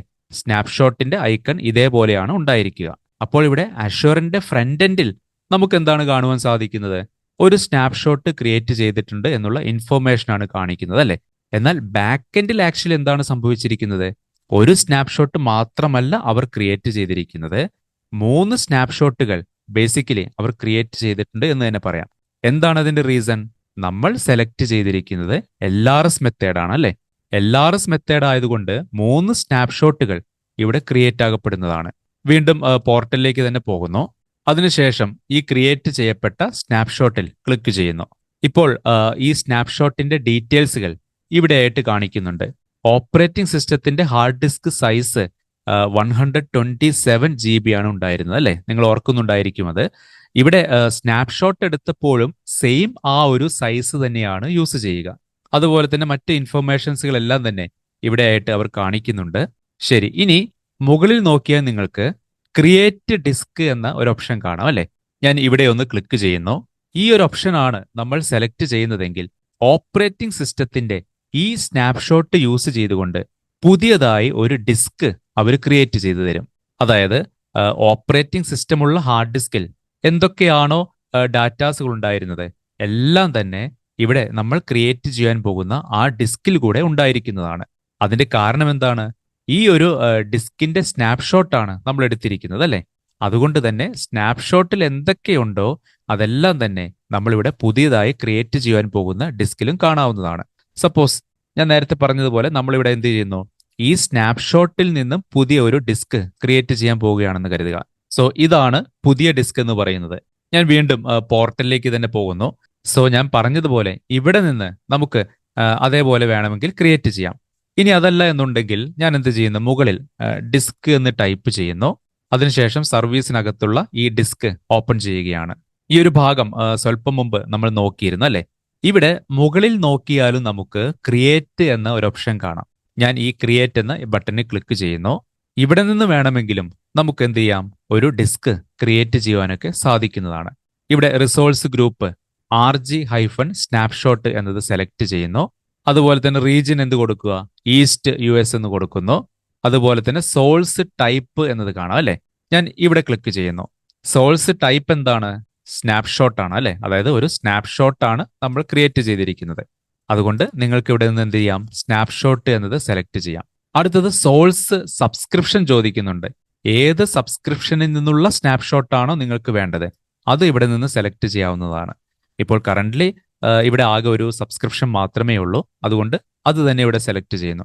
അടുത്തത് സോഴ്സ് സ്നാപ്ഷോട്ട് എന്നത് കാണാം. അതായത് സ്നാപ്ഷോട്ടിന്റെ സോഴ്സ് എവിടെയാണ് എന്നുള്ളത് ഇവിടെ നമ്മൾ സെലക്ട് ചെയ്യണം. സോ ഇത് ക്ലിക്ക് ചെയ്ത് കഴിഞ്ഞാൽ വെബ് സെർവർ 1ന്റെ സ്നാപ്ഷോട്ട് നമുക്ക് ഇവിടെ നിന്നും സെലക്ട് ചെയ്യാവുന്നതാണ്. കമ്പനികളിലൊക്കെ നോക്കുകയാണെങ്കിൽ ഒരുപാട് സ്നാപ്ഷോട്ടുകളുടെ നെയിംസുകൾ നിങ്ങൾക്ക് കാണാവുന്നതാണ്. അപ്പോൾ ഒരു ബെസ്റ്റ് പ്രാക്ടീസ് അല്ലെങ്കിൽ ഒരു റെക്കമെൻഡഡ് വേ എന്ന് പറയുന്നത് എന്ത് സ്നാപ്ഷോട്ടാണോ നിങ്ങൾ ക്രിയേറ്റ് ചെയ്യുന്നത് അല്ലെങ്കിൽ ഏത് സമയത്താണോ നിങ്ങൾ ക്രിയേറ്റ് ചെയ്യുന്നത് അതിനനുസരിച്ചിട്ടുള്ള ഒരു നെയിം കൊടുക്കുകയാണെങ്കിൽ ഇതേപോലെ സോഴ്സ് എല്ലാം സെലക്ട് ചെയ്യുമ്പോൾ ഈസിയായി ഇവിടെ നിന്നും അത് ചൂസ് ചെയ്യാവുന്നതാണ്. അല്ല എന്നുണ്ടെങ്കിൽ ആകെ കൺഫ്യൂഷൻസ് ആയി പോകും. അപ്പോൾ ബേസിക്കലി പറയുകയാണെങ്കിൽ സ്നാപ്ഷോട്ട് എടുക്കുമ്പോൾ റിക്വയർമെന്റ് എന്താണോ വരുന്നത് അതിനനുസരിച്ചിട്ടുള്ള ഒരു നെയിം കൊടുക്കുകയാണെങ്കിൽ ഇവിടെ സോഴ്സിൽ നിന്ന് അത് സെലക്ട് ചെയ്യുവാനൊക്കെ കുറച്ചുകൂടെ ഈസി ആയിരിക്കും. അതുപോലെ തന്നെ ബാക്കിയുള്ള ഇൻഫോർമേഷൻസുകളെല്ലാം ഓട്ടോമാറ്റിക്കലി അവരുടെ ഫിൽ ചെയ്ത് തന്നിട്ടുണ്ട്. എന്തായാലും ഈ ഒരു മെത്തേഡ് ഞാനിപ്പോൾ യൂസ് ചെയ്യുന്നില്ല. ഈ പേജ് ക്ലോസ് ചെയ്യുന്നു. ഇവിടെ ഓക്കെ ബട്ടൺ ക്ലിക്ക് ചെയ്യുന്നു. തുടർന്ന് ഇവിടെ ഹോമിലേക്ക് പോകുവാനായി മൈക്രോസോഫ്റ്റ് ആഷ്വർ എന്നത് ക്ലിക്ക് ചെയ്യുന്നു. താഴെ നിന്നും റിസോഴ്സ് ഗ്രൂപ്പ് ഓപ്പൺ ചെയ്യുകയാണ്. RG-സ്നാപ്ഷോട്ട് എന്ന ഈ റിസോഴ്സ് ഗ്രൂപ്പിൽ ക്ലിക്ക് ചെയ്യുന്നു. തുടർന്ന് ഇവിടെ റൈറ്റ് സൈഡിൽ നിന്നും വെബ് സെർവറിന്റെ സ്നാപ്ഷോട്ടിൽ ക്ലിക്ക് ചെയ്യുന്നു. നേരത്തെ കണ്ടതുപോലെ ക്രിയേറ്റ് ഡിസ്ക് എന്നത് കാണാം. ഇവിടെ ക്ലിക്ക് ചെയ്യുന്നു. ഏത് റിസോഴ്സ് ഗ്രൂപ്പിലാണ് പുതിയ ഹാർഡ് ഡിസ്ക് ക്രിയേറ്റ് ചെയ്യേണ്ടത് എന്നത് ഇവിടെ സെലക്ട് ചെയ്യുന്നു. നമ്മൾ സ്നാപ്ഷോട്ടിന് വേണ്ടി സെപ്പറേറ്റ് ഒരു റിസോഴ്സ് ഗ്രൂപ്പ് ക്രിയേറ്റ് ചെയ്തിരുന്നു, അല്ലെ? സോ അത് തന്നെ ഞാനിവിടെ സെലക്ട് ചെയ്യുന്നു. അടുത്തതായി നമ്മൾ ക്രിയേറ്റ് ചെയ്യാൻ പോകുന്ന ഡിസ്കിന് ഒരു നെയിം നൽകേണ്ടതുണ്ട്. ഫോർ എക്സാമ്പിൾ ഞാനിവിടെ വെബ് സെർവർ സ്നാപ്ഷോട്ട് ഡിസ്ക് എന്ന് കൊടുക്കുകയാണ്. അതുപോലെ തന്നെ റീജിയൻ ഓട്ടോമാറ്റിക് ആയിട്ട് ഇവിടെ സെലക്ട് ആയി വന്നിട്ടുണ്ട്. അതുപോലെ തന്നെ സോഴ്സ് ടൈപ്പ്, സോഴ്സ് ഡിസ്ക്രിപ്ഷൻ, സോഴ്സിന്റെ സ്നാപ്ഷോട്ട് എന്താണ്, ഇത്തരത്തിലുള്ള കാര്യങ്ങളൊന്നും മാനുവലായി നൽകേണ്ട ആവശ്യകത വരുന്നില്ല. കാരണം ഈ ഒരു സ്നാപ്ഷോട്ടിന് തന്നെയാണ് നമ്മൾ ഡിസ്ക് ക്രിയേറ്റ് ചെയ്യാൻ പോകുന്നത്. അതുകൊണ്ട് ഈ പറഞ്ഞ കാര്യങ്ങളൊന്നും തന്നെ ഇവിടെ മാനുവലായി സെലക്ട് ചെയ്യേണ്ട ആവശ്യകത വരുന്നില്ല. താഴെ നോക്കിയാലും കാണാം 127 GB ഹാർഡ് ഡിസ്ക് ആണ് നമുക്ക് അവർ ക്രിയേറ്റ് ചെയ്ത് തരിക. സ്നാപ്ഷോട്ടിൽ നിന്ന് ഒരു ഡിസ്ക് നമ്മൾ ക്രിയേറ്റ് ചെയ്യുമ്പോഴും ഇതേ 127 GB തന്നെയാണ് അവരൊരു ഡിസ്ക് നമുക്ക് ക്രിയേറ്റ് ചെയ്ത് തരിക.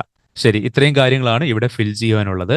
മുകളിലേക്ക് പോയി കഴിഞ്ഞാൽ എൻക്രിപ്ഷൻ എന്ന് കാണാം, നെറ്റ്വർക്കിംഗ് കാണാം, അതുപോലെ തന്നെ അഡ്വാൻസ്ഡ് ടാഗ്. ഇതൊന്നും തന്നെ ഞാനിപ്പോൾ കോൺഫിഗർ ചെയ്യുന്നില്ല. താഴെ എന്ത് ചെയ്യുന്നു, റിവ്യൂ പ്ലസ് ക്രിയേറ്റ് എന്ന ഈ ബട്ടണിൽ ക്ലിക്ക് ചെയ്യുന്നു. ഇപ്പോൾ നമ്മൾ നൽകിയ കാര്യങ്ങളെല്ലാം അവർ ചെക്ക് ചെയ്തുകൊണ്ടിരിക്കുകയാണ്. അതാണ് ഇവിടെ റണ്ണിംഗ് വാലിഡേഷൻ എന്ന് കാണിക്കുന്നത്. തുടർന്ന് വാലിഡേഷൻ പാസ് ആയിട്ടുണ്ട്. താഴെയുള്ള ഈ ക്രിയേറ്റ് ബട്ടണിൽ ക്ലിക്ക് ചെയ്യുന്നു. ഇപ്പോൾ ഇതിന്റെയും ഒരു ഡിപ്ലോയ്മെന്റ് ഇവിടെ ഇനീഷ്യലൈസ് ആകാൻ ആരംഭിച്ചിട്ടുണ്ട്. സബ്മിറ്റിംഗ് ഡിപ്ലോയ്മെന്റ് എന്ന് കാണിക്കുന്നുണ്ട്. ഇപ്പോൾ ആ ഒരു ഡിപ്ലോയ്മെന്റ് പ്രോഗ്രസ് ഇവിടെയായിട്ട് നമുക്ക് കാണാം. ഇപ്പോൾ ഇവിടെ യുവർ ഡിപ്ലോയ്മെന്റ് ഈസ് കംപ്ലീറ്റ് എന്ന് കാണിക്കുന്നുണ്ട്. ശരി, ഞാൻ വീണ്ടും ഹോം പേജിലേക്ക് പോകുന്നു. തുടർന്ന് മുകളിൽ ഡിസ്ക് എന്ന് ടൈപ്പ് ചെയ്യുകയാണ്. ശേഷം താഴെ നിന്നും ഡിസ്കിൽ ക്ലിക്ക് ചെയ്യുന്നു. ഇപ്പോൾ ഇവിടെ നോക്കിക്കഴിഞ്ഞാൽ 2 ഡിസ്കുകൾ ഇരിക്കുന്നതായി കാണാം അല്ലെ. ആദ്യമുള്ള ഈ ഡിസ്ക് ഏതാണ്? ഇതാണ് ഓപ്പറേറ്റിംഗ് സിസ്റ്റത്തിന്റെ ഹാർഡ് ഡിസ്ക് എന്ന് പറയുന്നത്. അതിന്റെ സ്റ്റോറേജ് ടൈപ്പ് എന്താണ്, അതുപോലെ തന്നെ സൈസ് എന്താണ്, ഓണർ മീൻസ് ഇത് എവിടെയാണ് അറ്റാച്ച് ആകപ്പെട്ടിരിക്കുന്നത്, റിസോഴ്സ് ഗ്രൂപ്പ് എന്താണ്, ലൊക്കേഷൻ എവിടെയാണ് എന്നുള്ള ഇൻഫോർമേഷൻസുകളെല്ലാം ഇവിടെയായിട്ട് കാണിക്കുന്നുണ്ട്. അപ്പോൾ ഈ ഒരു ഓപ്പറേറ്റിംഗ് സിസ്റ്റം ഡിസ്കിന്റെ സ്നാപ്ഷോട്ട് ഓൾറെഡി നമ്മൾ എടുത്തു വെച്ചിട്ടുണ്ട് അല്ലെ. തുടർന്ന് ആ സ്നാപ്ഷോട്ടിൽ നിന്നും ഇപ്പോൾ നമ്മൾ എന്ത് ചെയ്തു, ഒരു ഡിസ്ക് ക്രിയേറ്റ് ചെയ്തു. ഞാൻ ഇതിന്റെയും ഒരു സ്ക്രീൻഷോട്ട് ഒന്ന് എടുക്കാം. സോ ഈ സ്ക്രീൻഷോട്ട് നമ്മൾ ഡ്രോ ചെയ്ത ആ ഒരു പേജിൽ ഞാൻ പേസ്റ്റ് ചെയ്യുകയാണ്. സോ സ്നാപ്ഷോട്ട് യൂസ് ചെയ്ത് ക്രിയേറ്റ് ചെയ്ത ഒരു ഡിസ്ക് ആണ് ഈ കാണുന്നത് അല്ലെ. സോ ഈ ഡിസ്കിന്റെ നെയിം എന്താണ് നമ്മൾ നൽകിയിരുന്നത്? വെബ് സെർവർ സ്നാപ്ഷോട്ട് ഡിസ്ക് എന്നുള്ളതായിരുന്നു നെയിം നൽകിയിരുന്നത്. നിങ്ങൾക്ക് ഈസി ആയിട്ട് മനസ്സിലാക്കുവാൻ വേണ്ടി അതിവിടെ പ്ലേസ് ചെയ്തിട്ടുണ്ട്. വീണ്ടും പോർട്ടലിലേക്ക് തന്നെ പോകുന്നു. ഇവിടെ ഈ ഡിസ്കിന്റെയും ഇൻഫോർമേഷൻസുകൾ ഇവിടെയായിട്ട് അവർ നൽകിയിട്ടുണ്ട്. സ്റ്റോറേജ് ടൈപ്പ് എന്താണ്, സൈസ് എന്താണ്, അതുപോലെ തന്നെ ഏത് റിസോഴ്സ് ഗ്രൂപ്പിലാണ് ഈ പുതിയ ഡിസ്ക് ക്രിയേറ്റ് ആകപ്പെട്ടിരിക്കുന്നത്, അത്തരത്തിലുള്ള ഇൻഫോർമേഷൻസുകളെല്ലാം തന്നെ ഇവിടെ നമുക്ക് കാണാവുന്നതാണ്. ശരി, ഇനി നമുക്ക് എന്ത് ചെയ്യാം, നമ്മുടെ വെബ് സെർവറിലേക്ക് ഒന്ന് പോകാം. അതിനായി താഴെ നിന്നും വെബ് സെർവർ ഓപ്പൺ ചെയ്യുന്നു. നിങ്ങൾ ഓർക്കുന്നുണ്ടായിരിക്കും നമ്മളിവിടെ IAS അഥവാ വെബ് സെർവർ ലോഡ് ചെയ്തിട്ടുണ്ട് അല്ലേ. സോ ആ വെബ് സെർവർ നമുക്ക് ഇവിടെ നിന്നും ഒന്ന് റിമൂവ് ചെയ്യാം. അപ്പോൾ എങ്ങനെയാണ് IAS റോൾ റിമൂവ് ചെയ്യുക? സെർവർ മാനേജർ ഓപ്പൺ ചെയ്ത് ഇവിടെ മാനേജ് ക്ലിക്ക് ചെയ്യുന്നു. അതിനുശേഷം റിമൂവ് റോൾസ് ആൻഡ് ഫീച്ചേഴ്സ് എന്നത് ക്ലിക്ക് ചെയ്യുന്നു. ഇവിടെ നെക്സ്റ്റ് ബട്ടൺ ക്ലിക്ക് ചെയ്യുന്നു. അഗെയിൻ നെക്സ്റ്റ് കൊടുക്കുന്നു. ഇവിടെ നോക്കിയാൽ വെബ് സെർവർ സെലക്ട് ആയിരിക്കുന്നത് കാണാം. സോ ഇത് ഞാൻ അൺടിക്ക് ചെയ്യുന്നു. അതിനുശേഷം നെക്സ്റ്റ് ക്ലിക്ക് ചെയ്യുന്നു. അഗെയിൻ നെക്സ്റ്റ് കൊടുക്കുന്നു. ഇവിടെ റിമൂവ് എന്ന ഈ ബട്ടണിൽ ക്ലിക്ക് ചെയ്യുന്നു. ഇപ്പോൾ റിമൂവൽ പ്രോസസ്സ് ഇവിടെ സ്റ്റാർട്ട് ആയിട്ടുണ്ട്. ഇപ്പോൾ IAS എന്ന റോൾ ഈ സെർവറിൽ നിന്ന് റിമൂവ് ആകപ്പെടുന്നത് നമുക്ക് കാണാവുന്നതാണ്. അതുപോലെ തന്നെ മീൻ ടൈം ഞാൻ എന്ത് ചെയ്യുന്നു, ഒരു ടെസ്റ്റിംഗ് പർപ്പസിന് വേണ്ടി ഇത് മിനിമൈസ് ചെയ്യുന്നു. ഈ സെർവർ മാനേജർ മിനിമൈസ് ചെയ്യുന്നു. ഇവിടെ ഡെസ്ക് ടോപ്പിൽ കുറച്ച് ഫോൾഡേഴ്സുകളൊക്കെ നമുക്കൊന്ന് ക്രിയേറ്റ് ചെയ്യാം. സോ Ctrl+C Ctrl+V എന്ന് കൊടുത്തുകൊണ്ട് മൾട്ടിപ്പിൾ ഫോൾഡേഴ്സുകൾ ഇവിടെ ക്രിയേറ്റ് ചെയ്യാം. സോ ഞാൻ Ctrl+V എന്ന് പ്രസ് ചെയ്തുകൊണ്ട് ഒരുപാട് ഫോൾഡേഴ്സുകൾ ഇവിടെ ഈ ഡെസ്ക്ടോപ്പിൽ ക്രിയേറ്റ് ചെയ്തുകൊണ്ടിരിക്കുകയാണ്. ശരി, കുറച്ച് ഫോൾഡേഴ്സുകളെല്ലാം തന്നെ ഇപ്പോൾ ഇവിടെ ക്രിയേറ്റ് ചെയ്തിട്ടുണ്ടെന്ന് കരുതുക. വീണ്ടും ഞാൻ സെർവർ മാനേജറിലേക്ക് പോകുന്നു. ഇവിടെ നോക്കിയാൽ A restart is pending on web server 1 എന്ന് കാണിക്കുന്നുണ്ട്. അതായത് നമ്മൾ മസ്റ്റായും ഈ സെർവർ ഒന്ന് റീസ്റ്റാർട്ട് ചെയ്താൽ മാത്രമാണ് ഈ ഒരു റിമൂവൽ പ്രോസസ്സ് ഇവിടെ കംപ്ലീറ്റ് ആകപ്പെടുകയുള്ളൂ എന്നുള്ള മെസ്സേജ് ആണ്. സോ ഞാനിവിടെ സ്റ്റാർട്ടിൽ ക്ലിക്ക് ചെയ്ത് ഇവിടെ ഈ മെഷീൻ ഒന്ന് റീസ്റ്റാർട്ട് ചെയ്യുന്നു. ഇവിടെ കണ്ടിന്യൂ എന്നതിൽ ക്ലിക്ക് ചെയ്യുന്നു. സ്വല്പ സമയത്തിന് ശേഷം ആ മെഷീൻ നമുക്ക് വീണ്ടും കണക്ട് ചെയ്യാം. യൂസർ നെയിം ഓട്ടോമാറ്റിക്കലി വന്നിട്ടുണ്ട്. പാസ്വേഡ് ഞാനിവിടെ എൻ്റർ ചെയ്യുന്നു. അതിനുശേഷം ഈ OK ബട്ടണിൽ ക്ലിക്ക് ചെയ്യുന്നു. ഇവിടെ യെസ് എന്ന ഈ ബട്ടണിൽ ക്ലിക്ക് ചെയ്യുന്നു. ഇപ്പോൾ ഈ സെർവറിലേക്ക് നമ്മൾ എത്തിയിട്ടുണ്ട്. സെർവർ മാനേജർ നോക്കുക. ലെഫ്റ്റ് സൈഡിൽ IAS എന്ന റോൾ സ്വല്പം മുമ്പ് നമുക്ക് കാണാമായിരുന്നു. അതായത് റിമൂവ് ചെയ്യുന്നതിന് മുൻപ് ആ ഒരു റോൾ ഇവിടെ ആഡ് ആകപ്പെട്ടത് നമുക്ക് കാണാമായിരുന്നു. പക്ഷെ ഇപ്പോൾ ആ റോൾ ഇവിടെ അവൈലബിൾ അല്ല. അതായത് ആ ഒരു റോൾ ഇവിടെ നിന്ന് റിമൂവ് ആകപ്പെട്ടിട്ടുണ്ട്. ഞാൻ ഈ സെർവർ മാനേജർ ഇവിടെ മിനിമൈസ് ചെയ്യുന്നു. തുടർന്ന് നിങ്ങൾ ഓർക്കുന്നുണ്ടായിരിക്കും നമ്മൾ കുറച്ച് ഫോൾഡേഴ്സുകളൊക്കെ ഇവിടെ ക്രിയേറ്റ് ചെയ്തിരുന്നു അല്ലേ? സോ ആ ഫോൾഡേഴ്സുകൾ ഇവിടെയായിട്ട് കാണിക്കുന്നുണ്ട്. തുടർന്ന് ഞാൻ ഇവിടെയുള്ള ഈ എഡ്ജ് ഒന്ന് ഓപ്പൺ ചെയ്യുന്നു. അതായത് വെബ്സൈറ്റ് വർക്ക് ചെയ്യുന്നുണ്ടോ എന്ന് ചെക്ക് ചെയ്ത് നോക്കാം. ഓഫ് കോഴ്സ് വെബ്സൈറ്റ് വർക്ക് ചെയ്യുകയില്ല. കാരണം എന്താണ്? നമ്മൾ ആ റോൾ ഇവിടെ നിന്ന് റിമൂവ് ചെയ്ത് കളഞ്ഞു അല്ലേ? എന്തായാലും നമുക്ക് കൺഫേം ചെയ്യാൻ വേണ്ടി നേരത്തെ നൽകിയതുപോലെ തന്നെ ആ പബ്ലിക് IP ഞാനിവിടെ കൊടുത്തിട്ടുണ്ട്. കണ്ടില്ലേ? വെബ്സൈറ്റ് ഇപ്പോൾ ഇവിടെ ഓപ്പൺ ആകുന്നില്ല. അപ്പോൾ അതിന്റെ ഒരു റീസൺ എന്താണ്? IIS എന്ന റോൾ ഇവിടെ നിന്ന് റിമൂവ് ചെയ്ത് കളഞ്ഞത് കൊണ്ടാണ് ഇപ്പോൾ നമുക്ക് ആ ഒരു വെബ്സൈറ്റ് അല്ലെങ്കിൽ കമ്പനിയുടെ വെബ്സൈറ്റ് ഇപ്പോൾ ഓപ്പൺ ആകാത്തത്. അപ്പോൾ നിങ്ങളിവിടെ മനസ്സിലാക്കേണ്ട ഒരു പ്രധാനപ്പെട്ട കാര്യമെന്ന് പറയുന്നത്, കുറച്ച് മുൻപ് വരെ IAS എന്ന റോൾ ഇവിടെ റണ്ണിങ്ങിലാണ് ഉണ്ടായിരുന്നത്. ഇപ്പോൾ എന്തോ കാരണത്താൽ IAS ഫെയിലായി. അതുകൊണ്ട് തന്നെ കമ്പനി യൂസേഴ്സിന് ആർക്കും ഇപ്പോൾ വെബ്സൈറ്റ് ഓപ്പൺ ആകുന്നില്ല. ആ ഒരു കൺസെപ്റ്റിൽ എടുക്കുക നിങ്ങൾ. ഞാൻ വീണ്ടും നമ്മുടെ ആ ഒരു ഡ്രോയിങ്ങിലേക്ക് പോകുകയാണ്. ഈ വിർച്വൽ സെർവറിനകത്തിരിക്കുന്ന ഈ ഡിസ്കിലാണ് നമ്മൾ ഒരു വെബ്സൈറ്റ് ഹോസ്റ്റ് ചെയ്തിരുന്നത് അല്ലേ? സോ ഈ ഓപ്പറേറ്റിംഗ് സിസ്റ്റം അല്ലെങ്കിൽ ഈ ഹാർഡ് ഡിസ്ക് നല്ല രീതിയിൽ തന്നെ വർക്ക് ചെയ്യുന്ന സമയത്ത് നമ്മൾ എന്ത് ചെയ്തിട്ടുണ്ട്? ഈ ഡിസ്കിന്റെ ഒരു സ്നാപ്ഷോട്ട് ഇവിടെ എടുത്തു വെച്ചിരുന്നു. ആ സ്നാപ്ഷോട്ടിൽ നിന്നും എന്ത് ചെയ്തിട്ടുണ്ട്? ഇവിടെ ഒരു ഡിസ്കും നമ്മൾ ക്രിയേറ്റ് ചെയ്ത് വെച്ചിട്ടുണ്ട്. തുടർന്ന് നമ്മൾ പ്രാക്ടിക്കലി ഇപ്പോൾ ഇവിടെ എന്ത് ചെയ്തു? ഈ ഒറിജിനൽ ഹാർഡ് ഡിസ്കിൽ നിന്നും, അതായത് ഈ വിർച്വൽ സെർവറിൽ അറ്റാച്ച് ആകപ്പെട്ടിരിക്കുന്ന ഈ ഒറിജിനൽ ഹാർഡ് ഡിസ്കിൽ നിന്നും, അഥവാ ഈ പ്രൈമറി ഹാർഡ് ഡിസ്കിൽ നിന്നും ഇവിടെ IAS റിമൂവ് ചെയ്തു. അങ്ങനെ IAS റിമൂവ് ചെയ്യുമ്പോൾ നമുക്കറിയാം അതിന്റെ ഒരു കോപ്പി ഇവിടെയുള്ള 2 ഹാർഡ് ഡിസ്കിലേക്ക് കൂടെ റിപ്ലിക്കേറ്റ് ആകപ്പെടും അല്ലേ? അപ്പോൾ ഈ ഹാർഡ് ഡിസ്ക് ഇവിടെ അറ്റാച്ച് ആകപ്പെട്ട് കഴിഞ്ഞാലും നഷ്ടപ്പെട്ട IAS റോൾ തിരിച്ചു വരികയില്ല അല്ലേ? കാരണം എന്താണ്? ഈ ഡിസ്കിൽ എന്തൊക്കെയാണോ ഉള്ളത് അതെല്ലാം തന്നെ ഈ 2 ഡിസ്കിലേക്കും അതാത് സമയം റിപ്ലിക്കേറ്റ് ആയിക്കൊണ്ടേയിരിക്കും. എന്നാൽ നമുക്കറിയാം ഇവിടെ എടുത്തു വെച്ചിരിക്കുന്ന ഈ സ്നാപ്ഷോട്ടിന്റെ അകത്ത്, അല്ലെങ്കിൽ ഈ ഒരു സ്നാപ്ഷോട്ടിൽ നിന്ന് ക്രിയേറ്റ് ചെയ്ത ഈ ഡിസ്കിന്റെ അകത്ത് IAS റോൾ ഉണ്ട് അല്ലെ? അല്ലെങ്കിൽ ഇവിടെ എന്താണോ വർക്കിംഗ് കണ്ടീഷനിലുള്ള സമയത്ത് ഉണ്ടായിരുന്നത് അതെല്ലാം തന്നെ നമ്മൾ ഇവിടെ ഓൾറെഡി ഒരു ഡിസ്കിന്റെ രൂപത്തിൽ ക്രിയേറ്റ് ചെയ്ത് വെച്ചിട്ടുണ്ട്. ശരി, അപ്പോൾ നിങ്ങൾ ഇവിടെ ഇങ്ങനെ കൺസിഡർ ചെയ്യുക, ഈ ഹാർഡ് ഡിസ്ക് ഇപ്പോൾ ഫെയിൽ ആയിപ്പോയി, അല്ലെങ്കിൽ ഇതിൽ വർക്ക് ചെയ്തുകൊണ്ടിരിക്കുന്ന വെബ്സൈറ്റ് എന്തോ കാരണത്താൽ ഫെയിലായി. അങ്ങനെ ആ ഒരു കൺസെപ്റ്റിൽ എടുക്കുക നിങ്ങൾ. അപ്പോൾ ഇവിടെ ഇപ്പൊ നമുക്ക് എന്ത് ചെയ്യാൻ സാധിക്കും? വെബ് സെർവറിൽ ഇരിക്കുന്ന ഈ ഹാർഡ് ഡിസ്ക് ഇവിടെ നിന്ന് നമുക്ക് റിമൂവ് ചെയ്തിട്ട് സ്വല്പം മുമ്പ് നമ്മൾ ക്രിയേറ്റ് ചെയ്ത ഈ ഡിസ്ക് ഈ വെബ് സെർവറിലേക്ക് അറ്റാച്ച് ചെയ്യാൻ പോവുകയാണ്, അല്ലെങ്കിൽ ആഡ് ചെയ്യാൻ പോവുകയാണെന്ന് പറയാം. അപ്പോൾ അത് എങ്ങനെയാണ് ചെയ്യുക എന്ന് നോക്കാം. ഞാൻ വീണ്ടും പോർട്ടലിലേക്ക് തന്നെ പോകുന്നു. ഇവിടെ ഹോമിൽ ക്ലിക്ക് ചെയ്യുന്നു. തുടർന്ന് വിർച്വൽ മെഷീൻസ് എന്നത് സെലക്ട് ചെയ്യുന്നു. നമ്മുടെ വിർച്വൽ മെഷീൻ ഇവിടെ കാണിക്കുന്നുണ്ട് അല്ലെ? ഈ വിർച്വൽ മെഷീനിൽ ക്ലിക്ക് ചെയ്യുന്നു. തുടർന്ന് ഇവിടെ ലെഫ്റ്റ് സൈഡിൽ നോക്കിയാൽ സെറ്റിംഗ്സ് എന്നത് കാണാം. സെറ്റിംഗ്സിന്റെ അണ്ടറിലാണ് ഡിസ്കുകളെല്ലാം ഉണ്ടായിരിക്കുക. സോ ഡിസ്ക് എന്നതിൽ ക്ലിക്ക് ചെയ്യുന്നു. ഓപ്പറേറ്റിംഗ് സിസ്റ്റത്തിന്റെ ഹാർഡ് ഡിസ്ക് ആണ് ഇവിടെ മുകളിലായിട്ട് ഈ കാണിക്കുന്നത് അല്ലെ? സോ നമുക്ക് എന്ത് വേണം?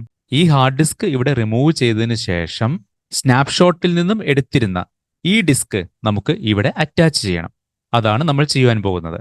അപ്പോൾ അത്തരത്തിൽ അറ്റാച്ച് ചെയ്യുമ്പോൾ, അല്ലെങ്കിൽ അതേപോലെ മറ്റൊരു ഡിസ്ക് ഇവിടെ ഓപ്പറേറ്റിംഗ് സിസ്റ്റമായി കണക്ട് ചെയ്യുമ്പോൾ ഈ സെർവർ ഒരു തവണ റീസ്റ്റാർട്ട് ആകപ്പെടുന്നതാണ്. കാരണം നമുക്കറിയാം കമ്പ്യൂട്ടറൊക്കെ റണ്ണിങ്ങിലിരിക്കുമ്പോൾ ഓപ്പറേറ്റിംഗ് സിസ്റ്റത്തിന്റെ ഹാർഡ് ഡിസ്ക് റിമൂവ് ചെയ്തിട്ട് മറ്റൊരു ഹാർഡ് ഡിസ്ക് കണക്ട് ചെയ്യുക എന്ന് പറയുന്നത് ഒരു റെക്കമെൻഡഡ് ഓപ്ഷൻ അല്ല. അതുകൊണ്ടാണ് ഈ സെർവർ അഥവാ ഈ ഒരു വിർച്വൽ മെഷീൻ ഒന്ന് റീസ്റ്റാർട്ട് ആകുമെന്ന് പറഞ്ഞത്. അപ്പോൾ ബെറ്റർ ഓപ്ഷൻ എന്ന് പറയുന്നത് മെഷീൻ എന്ത് ചെയ്യുക? ഇവിടെ ഓഫ് ചെയ്യുക. സോ നമുക്ക് എന്ത് ചെയ്യാം? ഈ മെഷീൻ ഒന്ന് സ്റ്റോപ്പ് ചെയ്യാം. അതിനായി വീണ്ടും വിർച്വൽ മെഷീൻസ് ക്ലിക്ക് ചെയ്യുന്നു. വെബ് സെർവർ ഓപ്പൺ ചെയ്യുന്നു. മുകളിൽ നോക്കിയാൽ സ്റ്റോപ്പ് എന്ന ഓപ്ഷൻ കാണാം അല്ലെ? ഞാൻ സ്റ്റോപ്പിൽ ക്ലിക്ക് ചെയ്യുന്നു. ഇപ്പോൾ വെബ് സെർവർ 1 എന്ന ഈ വിർച്വൽ മെഷീൻ സ്റ്റോപ്പ് ചെയ്യട്ടെ എന്നുള്ള ആ ഒരു കൺഫർമേഷൻ ചോദിക്കുന്നുണ്ട്. ഞാൻ യെസ് ബട്ടണിൽ ക്ലിക്ക് ചെയ്യുന്നു. ഇപ്പോൾ വിർച്വൽ മെഷീൻ ഇവിടെ സ്റ്റോപ്പ് ആകപ്പെടുന്നത് നമുക്ക് കാണാം. അപ്പോൾ ഇവിടെ നിങ്ങളോട് എനിക്ക് പറയുവാനുള്ള ഒരു പ്രധാനപ്പെട്ട കാര്യമെന്ന് പറയുന്നത്, ഇത്തരത്തിലുള്ള മേജർ ചേഞ്ചസുകൾ എന്തെങ്കിലും ചെയ്യുന്നതിന് മുൻപായി ഈ മെഷീൻ സ്റ്റോപ്പ് ചെയ്യുന്നത് വളരെ നന്നായിരിക്കും. ഇവിടെ ഈ വിർച്വൽ മെഷീൻ സ്റ്റോപ്പ് ചെയ്യാതെയും ഡിസ്കുകളെല്ലാം ചേഞ്ച് ചെയ്യാൻ സാധിക്കും. പക്ഷേ എന്താ പറയുക, അതൊരു റെക്കമെൻഡഡ് ഓപ്ഷൻ അല്ല എന്നുള്ളത് നിങ്ങളുടെ ഓർമ്മയിൽ ഉണ്ടായിരിക്കണം. അങ്ങനെ ചേഞ്ച് ചെയ്ത് കഴിഞ്ഞാലും കമ്പ്യൂട്ടർ ഒരു തവണ ഇവിടെ റീസ്റ്റാർട്ടായി വരുന്നതാണ്. അതായത് നമ്മൾ മാനുവലി സ്റ്റോപ്പ് ചെയ്യാതെ ആണ് ഈ ഒരു ഡിസ്ക് ചേഞ്ചിങ് അല്ലെങ്കിൽ ഈ ഒരു ഡിസ്ക് അറ്റാച്ച് ചെയ്യുന്നതെങ്കിൽ കൂടിയും ബൈ ഡിഫോൾട്ട് ഈ മെഷീൻ തന്നെ ഓട്ടോമാറ്റിക് ആയിട്ട് ഒരു തവണ റീസ്റ്റാർട്ടായി വരുന്നതാണ്. ശരി, എന്തായാലും ഇപ്പോൾ ഈ മെഷീൻ ഇവിടെ സ്റ്റോപ്പ് ആയിട്ടുണ്ട്. വീണ്ടും ഞാൻ ഡിസ്ക് എന്ന ആ ഒരു ഓപ്ഷനിൽ ക്ലിക്ക് ചെയ്യുന്നു. തുടർന്ന് നമുക്ക് എന്ത് ചെയ്യാം? എടുത്തു വെച്ചിരിക്കുന്ന ഈ പുതിയ ഡിസ്ക് ഇവിടെ ഈ മെഷീനിലേക്ക് അറ്റാച്ച് ചെയ്യാം. സോ പോർട്ടിലേക്ക് പോകുന്നു. ഇവിടെ മുകളിൽ നോക്കിയാൽ സ്വാപ്പ് OS ഡിസ്ക് എന്ന ഒരു ഓപ്ഷൻ കാണാം അല്ലെ? ഈ ഓപ്ഷൻ യൂസ് ചെയ്തുകൊണ്ടാണ് കറന്റ്ലി ഉള്ള ഈ ഹാർഡ് ഡിസ്ക് നമുക്ക് വേണ്ട. ഓൾറെഡി ഒരു ഹാർഡ് ഡിസ്ക് നമ്മുടെ അടുത്തുണ്ട്. അതായത് ഒരു ഓപ്പറേറ്റിംഗ് സിസ്റ്റം ഒക്കെയുള്ള വർക്കിംഗ് കണ്ടീഷനിൽ ഇരിക്കുന്ന ഒരു ഹാർഡ് ഡിസ്ക് നമ്മുടെ അടുത്തുണ്ട്. ആ ഹാർഡ് ഡിസ്ക് എനിക്ക് ഇവിടെ കണക്ട് ചെയ്യണം എന്ന രീതിയിൽ നമുക്ക് എന്ത് ചെയ്യാം? ഇവിടെയുള്ള ഈ സ്വാപ്പ് OS ഡിസ്ക് എന്ന ഓപ്ഷൻ യൂസ് ചെയ്യാവുന്നതാണ്. സ്വാപ്പ് എന്നുള്ളതിന്റെ മീനിങ് നിങ്ങൾക്ക് അറിയാമെന്ന് കരുതുന്നു. എന്താ പറയുക, പകരത്തിന് പകരം നൽകുക എന്ന് പറയാം, അല്ലെങ്കിൽ ഉള്ളത് എടുത്ത് മറ്റൊന്ന് വെക്കുക, ഇങ്ങനെയൊക്കെ പറയാം അല്ലെ?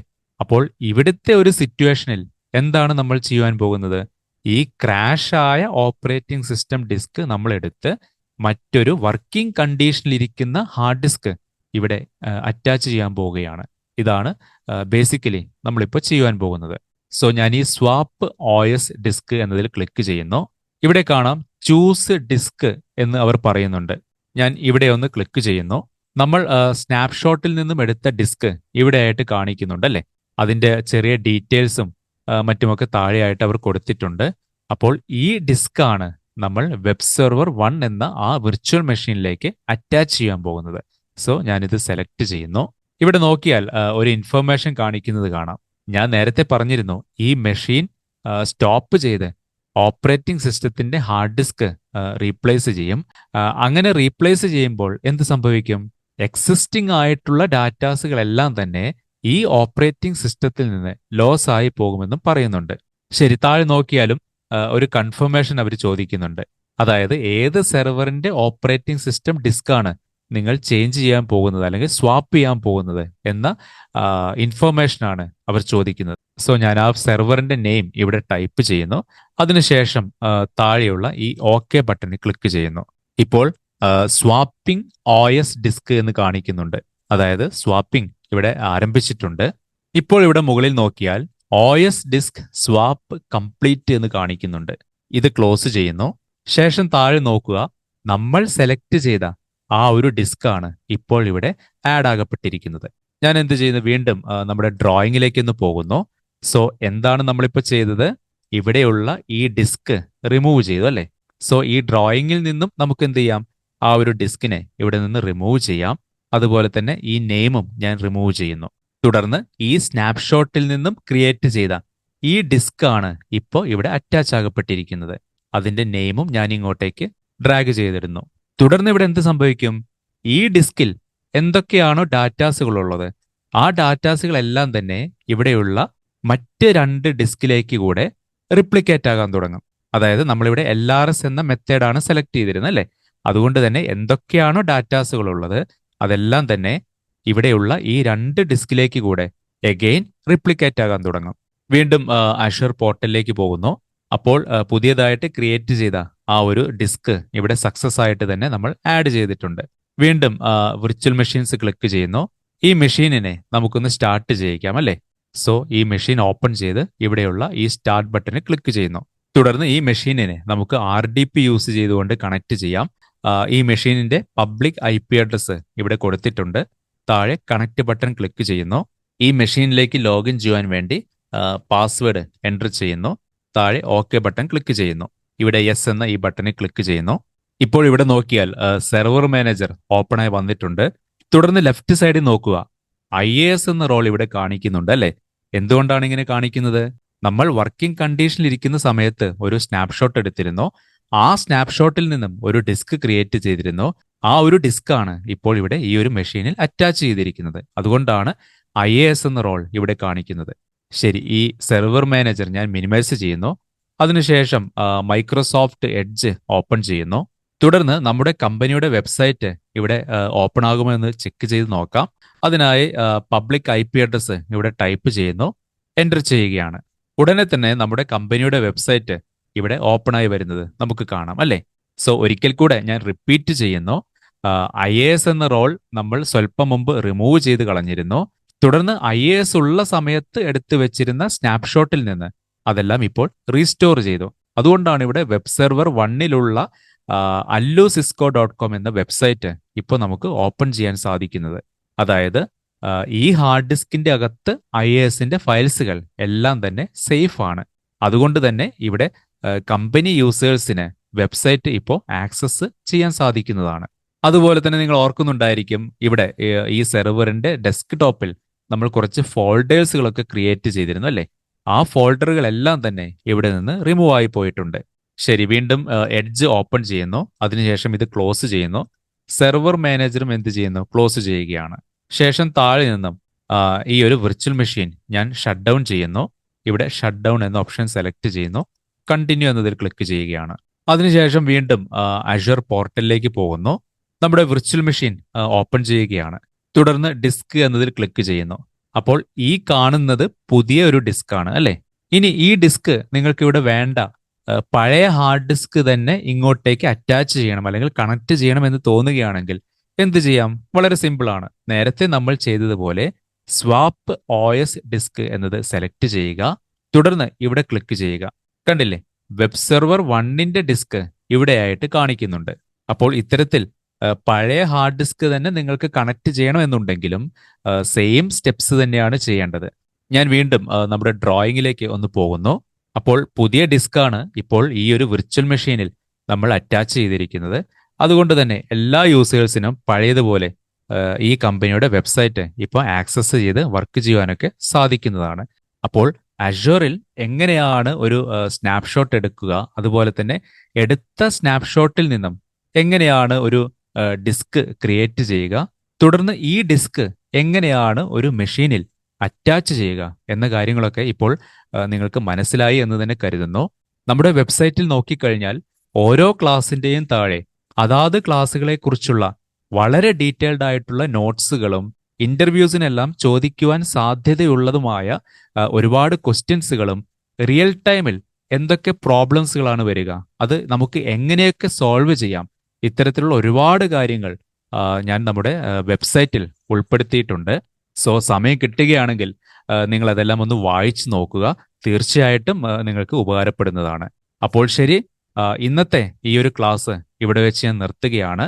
അടുത്ത സെഷനിൽ നമുക്ക് പുതിയ കാര്യങ്ങളുമായി വീണ്ടും കാണാം. നന്ദി.